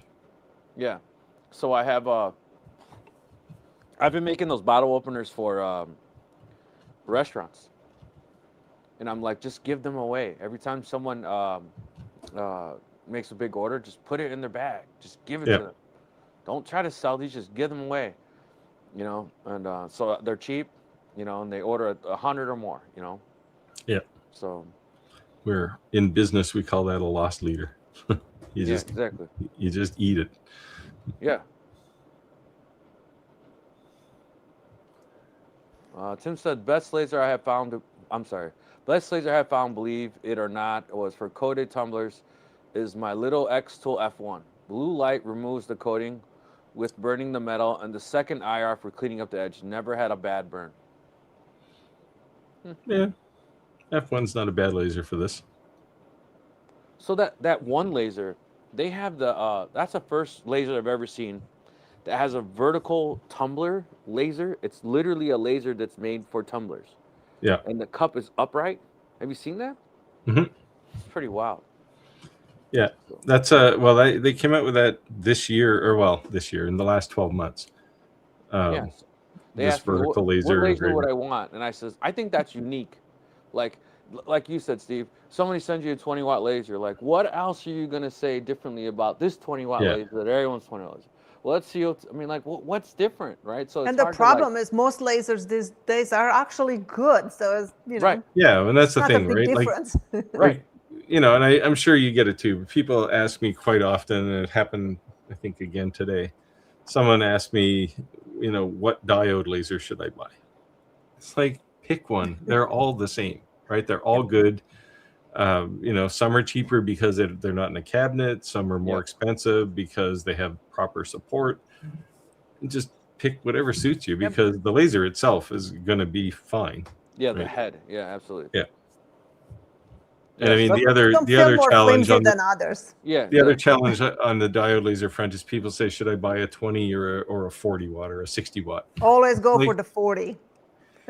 Yeah, but it's like, well, people say, but people say the 60 watt's not good for engraving. It's like, well, technically, yeah, but we're talking about fractions of millimeters. Had this conversation today, right? Yep. The difference between the quality on a 20 watt diode laser and a 60 watt diode laser, we're probably talking, I don't know, it's probably less than a quarter of a millimeter difference, right? Like, you're not going to see that. Most people, and I said to this guy, I said, most people can't see the difference in a quarter inch, let alone, you know, a fraction of a millimeter. Yeah, so the engraving is going to be so close, but the cutting is going to be so different. Yes. Now, definitely, if you're cutting a 60 watt diode is going to be better. So Tyler, to what you're saying is, my go-to laser was in a Tesla V35. That was my workhorse. So like I used that every Yeah, day, right? and that's a great place to be. You're right in the But sweet spot, right? and then the longer B1 32 came, to 40 watts.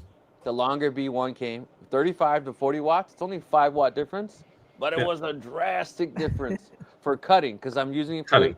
cedar picket fences. So guess what Yeah. happened? Tesla, see ya. Longer B1 took its place, you know. But the thing is, so they went through this phase where a 20-watt diode laser had, I don't know, a 0.06 kind of beam spot size. And then, the way they stack the lasers, in bigger lasers, the beam got bigger. Well, that's not the case anymore, right? You look at the alien cell, and a 60-watt laser is a 0.06 beam size. Right, that's like a 20-watt laser. Yeah, but it's 60 watts. Yep. So that, this is another one of those myths that it probably used to be true back in the early days, like 8 years ago. It's a lot less true now because most of the diode lasers have tiny beams because they stack I think the only laser I've ever tried that I did not like the way it was engraving was the Creality one, I think it was. Yeah. Where it was just not good at engraving. I think they pre-focused the lenses that it's out of focus, so it cuts better, but it will not engrave good. So in the 60-watt laser module, they can switch it down to 20, and they actually turn off a bunch of the diodes.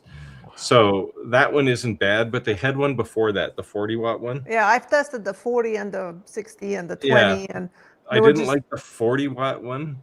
No, it was just kind of 60-watt one was okay. like not focused, and then it was just burning. Yeah, the 60-watt one was okay though, because if you wanted to engrave, you could turn off, 2/3 of the diodes.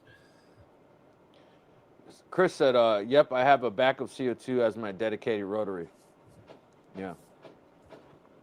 Yeah, so everyone's gonna have. Yeah, and Jim is on here. He uses his. He's got a 30-watt CO2 Galvo laser, which he uses for engraving. And that's, if you want to engrave tumblers, that's probably not a bad laser to have, is because it's compact and you can just drop a tumbler on it and push the start button. Right? And again, everyone's kind of saying the same thing. Like, once you start getting multiple lasers, you start dedicating the machine for a particular item. Yeah. And it's you get the machine set up, jig set up. It's almost like you don't want to touch it, right? Because you could just drop something in and hit go. So. Yeah. Chris said welder software metals is an art form. Oh, speaking of, have you started doing the glass art stuff yet? Glass art? Yes. No, not. I've tried some over the summer. I need to find a space to actually. Oh, you want to do stained glass, right? Yeah, I want to incorporate the stained glass and some box designs and stuff. I think that's gonna be so awesome. That's gonna be so awesome. I can't wait to see it. I played with this idea. I wanted to do the glass. What do you call that? When you put it on the kiln and it melts together and you can make designs. Yeah, stained glass. But no, the stained glass you use the copper foiling and you take the pieces and put them together. But there's this kiln that you can put your glass in, and it just melts one glass into another. I can't remember what that's called. A fused glass, I think it's called. Okay. Yeah. So I was going to do that, and I have my finishing room. It was ready for a kiln. I built it all around that, but then I decided not to do it. I've had a video in my video queue for a long time, probably 2 years, to do to see if you can make something that looks like stained glass using acrylic. You can. I've seen people do it. I know. Yeah, and I've seen videos since then, and I thought, well, okay, I won't bother doing it now. But I don't know. I might at some point. Yeah, I've seen the people do it with the laser and acrylic, but I think with the CNC it might be even cooler because you can make it like a rabbit, so then your acrylic sits on it. Yeah, and it looks really cool. Yeah. Spectrum Reality said, I watched a few demo videos on the metal fab, and they seem to be getting pretty good presentation. Yeah, the welds are welds, right? It's not like it's tape on the surface. Like they're welding all the way through the metal, which is why welding shops should be concerned, because like from a strength perspective, I wouldn't weld a car frame with it, but it's you know, if you're welding the typical things that most makers would weld, it's probably better than like TIG or well, if you're cutting, you know, certainly gas. So Yeah. I So don't know. when you They go to weld welding, pretty well. when you go to welding class, after you do your welds, they cut your metal in half so they can Yeah. look through your welds. Yeah. That's what I would like to see. And I It think, all looks yeah. good on the surface. You know. Well, if they ever send me a metal fab, because I'm now open to it, I'll weld a piece and cut it in half, and you can look at it. Now, I still got my it's hanging on my my wall over there right in front of me. When I passed welding 1. You passed the test. Welding 1. Yeah. Yeah, I mean the test they all use is they throw it on the floor and jump on it, and it's like that's not a real test of anything, right? No. I mean, if it was a really terrible weld, yeah, it'll probably break, but it's pretty hard to get a really terrible weld with a laser welder. But you can get a weak weld for sure. Tony said water jet will be the next for cutting metal. You know, I think they're very cool, but they're very big. They're huge. They tend to be pretty messy too, right? Yeah. So I mean, if you want to cut metal like you can cut it with a metal fab, then you need a water jet cutter. Yes. So at my work, they have a metal fab like whole department, make crazy stuff, but they have machines that are like 20 by 20, like it's insane. Sometimes I just go down there and watch them work because I just think it's cool. Yeah. I mean, I get people ask me all the time about cutting metal and doing welding. Like what's popular is these little fire pot things. Like you can just plunk it down and sit around it and do whatever. Those kinds of things are kind of hot items. Yeah, Hey guys, I'm only gonna say this once. Roger's going to difficult times right now, so if he doesn't show up, or he shows up, he just drops. It's just gonna be a thing for a little while. So yeah, I just don't want to talk about time out of respect for him because he's a friend, but just kind of if he's here or he's not here or he just drops, just give him that space, please, and please just don't ask, just know. Yeah. And if you don't know why, it's because his wife just recently passed. Okay. Jack in the shop says his first laser was a K40. It's the first laser for a lot of people. Yep. Then a 60 watt CO2, then a 5 watt diode laser. That's a kind of a big step down in a different direction. Then he got a 30 watt fiber, a step up again. 5 months later, he rebuilt the 30 watt to be a 100 watt fiber. I'd like to know how he did that. And then got a 22 watt diode laser and a 40 watt diode laser. Wow, he's been through quite a few. You are definitely not addicted, Jack. You're definitely not addicted. Well, he hasn't said he's kept all of these, so he may only have one laser. Maybe he's only got a 40 watt laser now. Okay, Jack. So now you got to fill us in. Do you have all this progression, or have you been upgrading and selling them along the way? I'm betting he still kept the 100 watt fiber laser no matter what. That'd be cool. Chris said my first laser was an Atom Stack 5 watt P7. I got it to see if I'd like lasers to hold interest. Now I would be rich if I didn't get it. Yeah.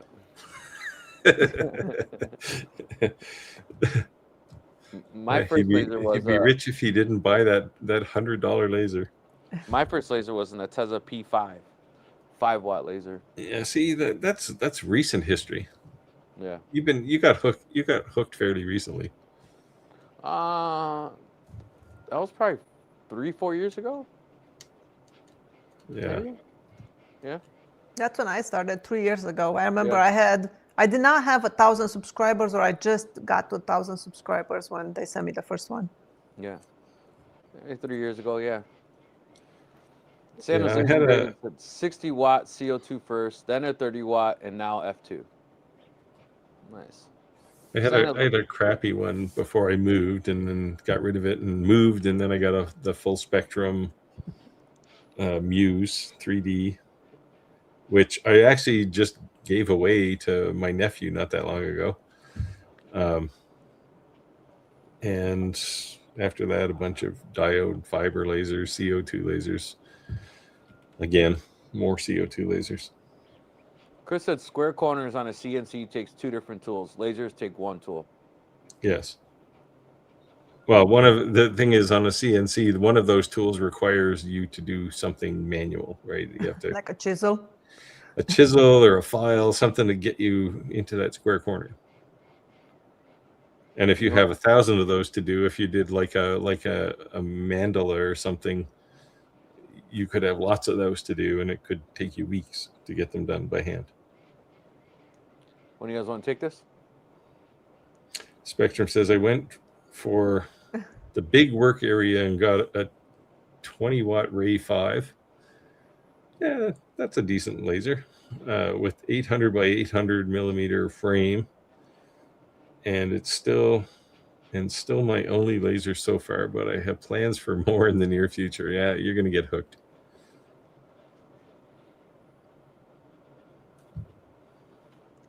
All right, Skylar, you're up. I don't have the alien cell. I think that's for Steve. Oh, is this an alien cell question? What thickness of birch plywood will an alien cell cut? So depending on the laser module, I mean, you can go to their site and look at this stuff.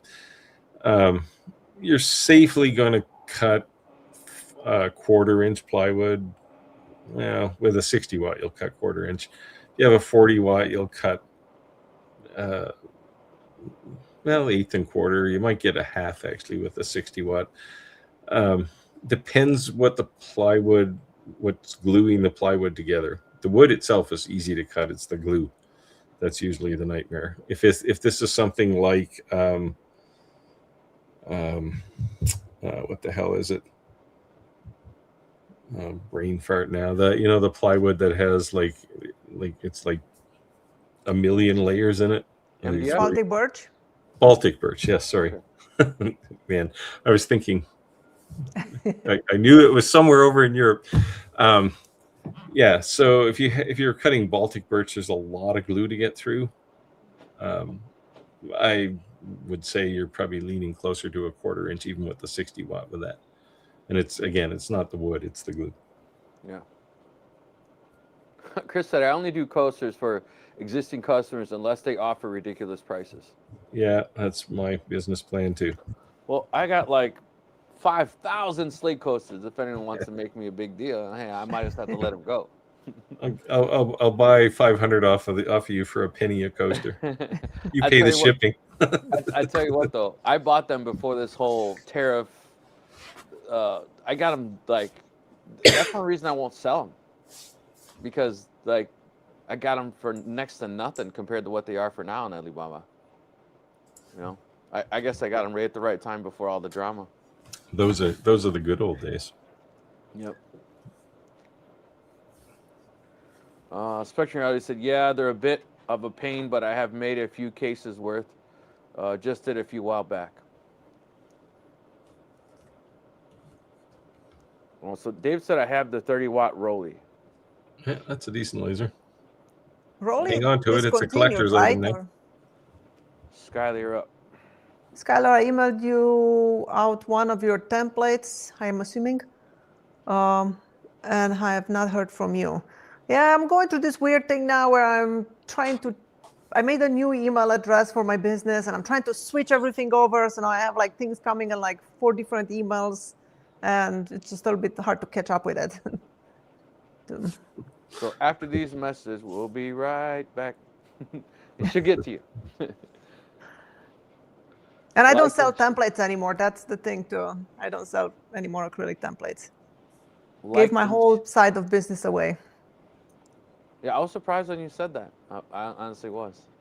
Yeah, well, it was taking me 2 to 3 hours every day of just cutting templates and packing them. I felt like I had no time to do any kind of woodworking. I was just a machine operator. So I had to make the decision, was either buy another CO2 laser to actually keep up with the orders, or just stop selling them altogether and just free up some time. So that's what I did. Got to be happy what you do. Lake Hudson said, liked and shared. Thank you, thank you.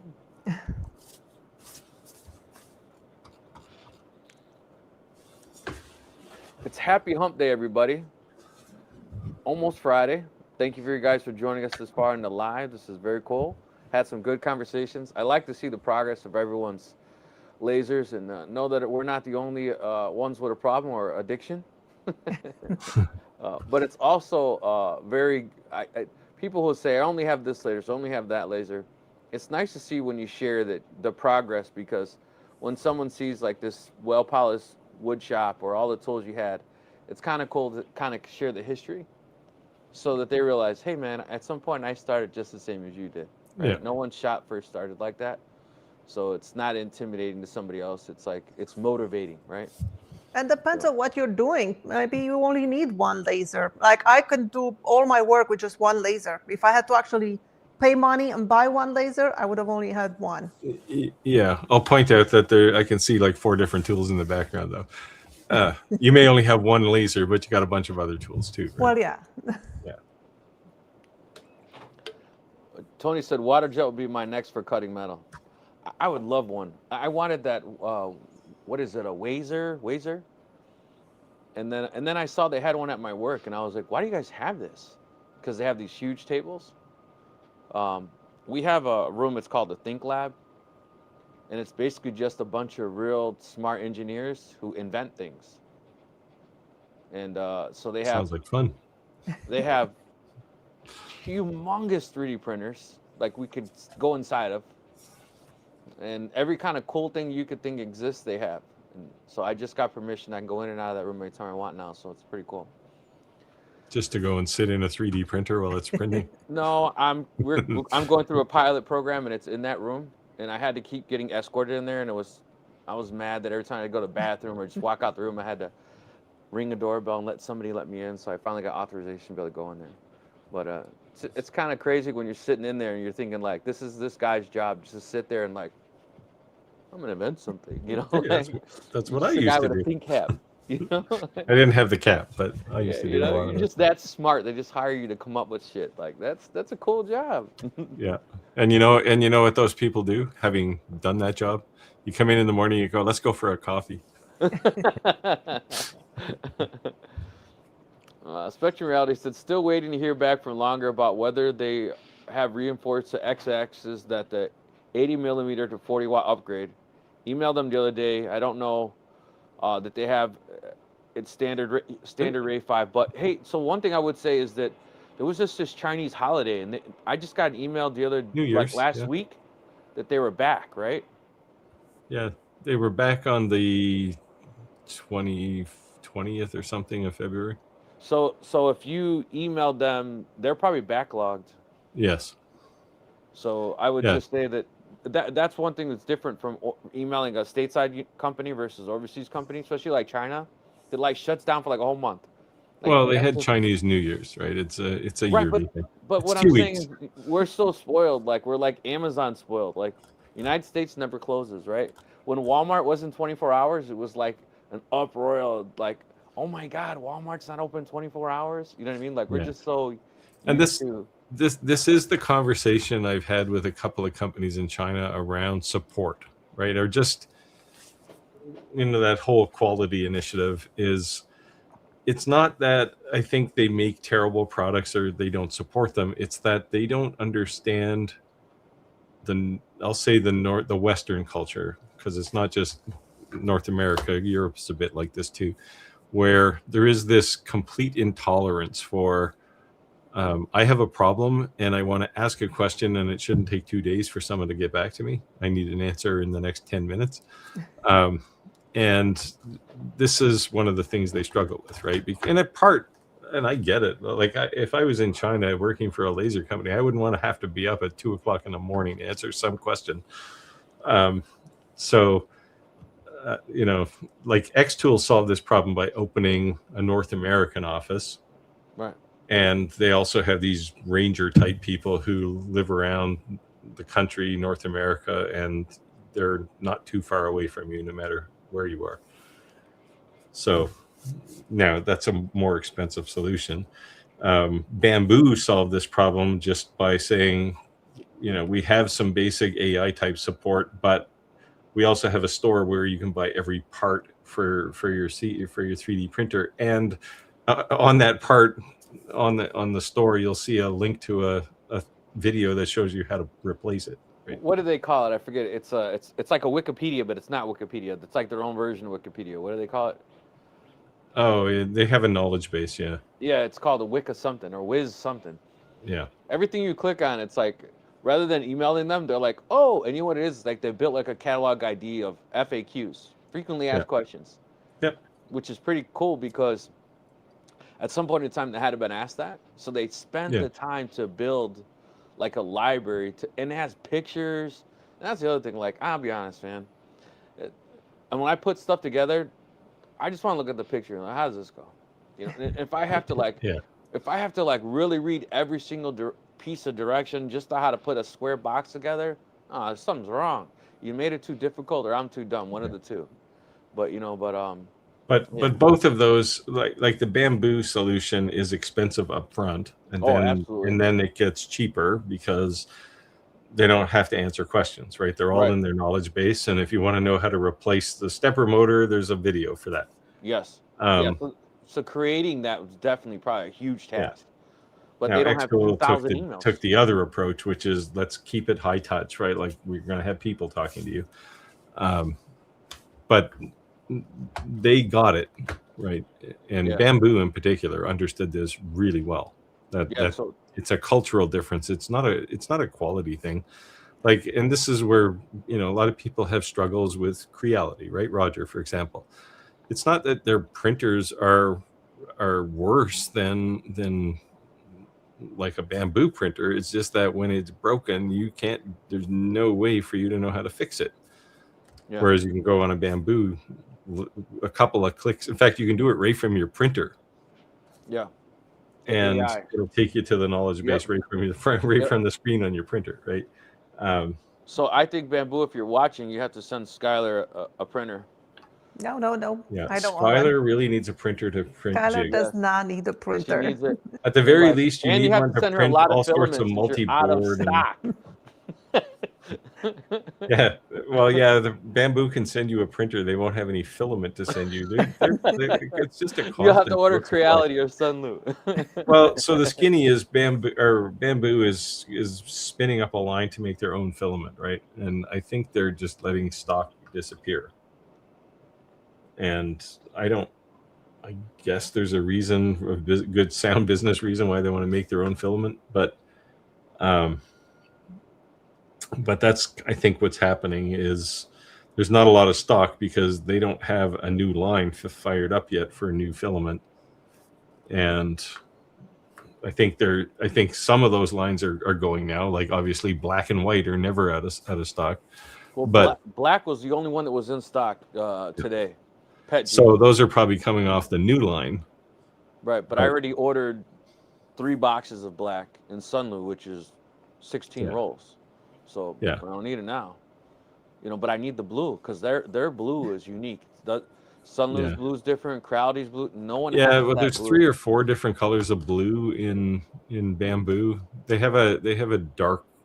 It's a really blue, dark navy, metallic blue.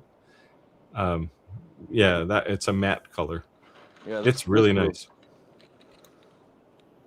And well, that one's actually bluer than the one I was thinking of. The one I was thinking of is the one I printed my retro case out of, which is this really dark blue metallic. It looks really nice, and it's the only place I've seen it. Yeah, that's the Pet G High Flow. Yeah, well, yeah, I don't print normally most things in Pet G, but yeah, I should start doing more of it actually. Everything I print's Pet G. Well, I do if it's production stuff. Like if it's for somebody, I'll print it in Pet G. But yeah, if it's prototypes, I'm not going to use Pet G. Sally, you want to take this? I'll take it, but I don't know the answer. Doing a 3D puzzle type walking cat for a friend. When changing size, Lightburn isn't seeing all the slots as slots, even changing tolerance. Any advice? What do you mean by slots? I think it's like where it's like kind of like finger joints, probably like what it connects to make. Yeah, it's a puzzle, right? So you got things fitting together. I don't know. Lightburn isn't seeing the slots. I don't know what he means by seeing the slots. Well, they have it's a also- setting where you can change the size of the slots, but if So it doesn't make recognize them as slots, it doesn't. Make sure they're all on the same layer. Because if you have them on two different layers, you'll only have settings on one layer and the other ones won't get cut at all. So just check that. I don't know about the tolerance though. Why that can't be changed. And you know, the other thing is, and I don't mean to sound like a jerk, but email them. They actually have great tech support. Yeah, they're pretty responsive. Yeah. Jack said Wazer is too much for a small work area. I'd agree. It's very cool, but it is very small. When I saw it in person the first time, I was like, what? I just expected it to be bigger. I didn't expect it to be the size of a Weber grill. I expected it to be a lot bigger than that, you know?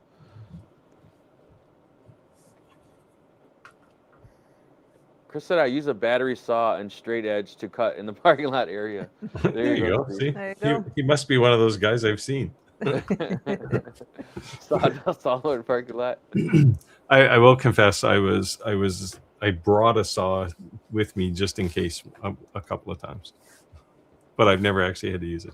My guys at the store, they cut it always. They're Yeah. super nice and they have it right. You can cut it yourself too. They have a machine you can cut it yourself, or you can go and they can use that, vertical cutting machine. Yeah, by us, they won't let you touch any of their tools. But yeah, there's got to be some serious insurance issues with that. Yeah. Spectrum Reality said, yeah, they have a big tank at the bottom of them, and you have to fish your pieces out. Yeah. Geez, there's still a lot in the stream here, and we're out of time. Wow. Let's see. Yeah, wow. My aunt used to make hand cut custom belts and buckles. She wore over Steve's hood on the East Coast. It looks like as we ran out of time, it's 8:30. Today was a good live. I appreciate everyone joining. Happy hump day, everyone. I hope you enjoy your weekend, and I hope we gave you a little relief. If there's some question down here that you asked that we didn't get to, ask it again next week. Yes. Or drop it in the Facebook group, and we'll get back to you. Sorry. Scott, you want to say anything on the closeout? Well, thanks everyone for being here, and I guess we'll see you next week. Steve? Yeah, same. I have nothing profound to say. Sure. I'll try to get a video of this between now and next week. It's been Me tough. too. Maybe I got you'll a get couple to your. jobs this weekend. Did you got to your 100,000 subscribers yet, Steve? 96,500. So close. Maybe by next week. Yeah. Nice one. There you go. All right, Good guys. night, See you next everyone. week. Thank you. Thanks all.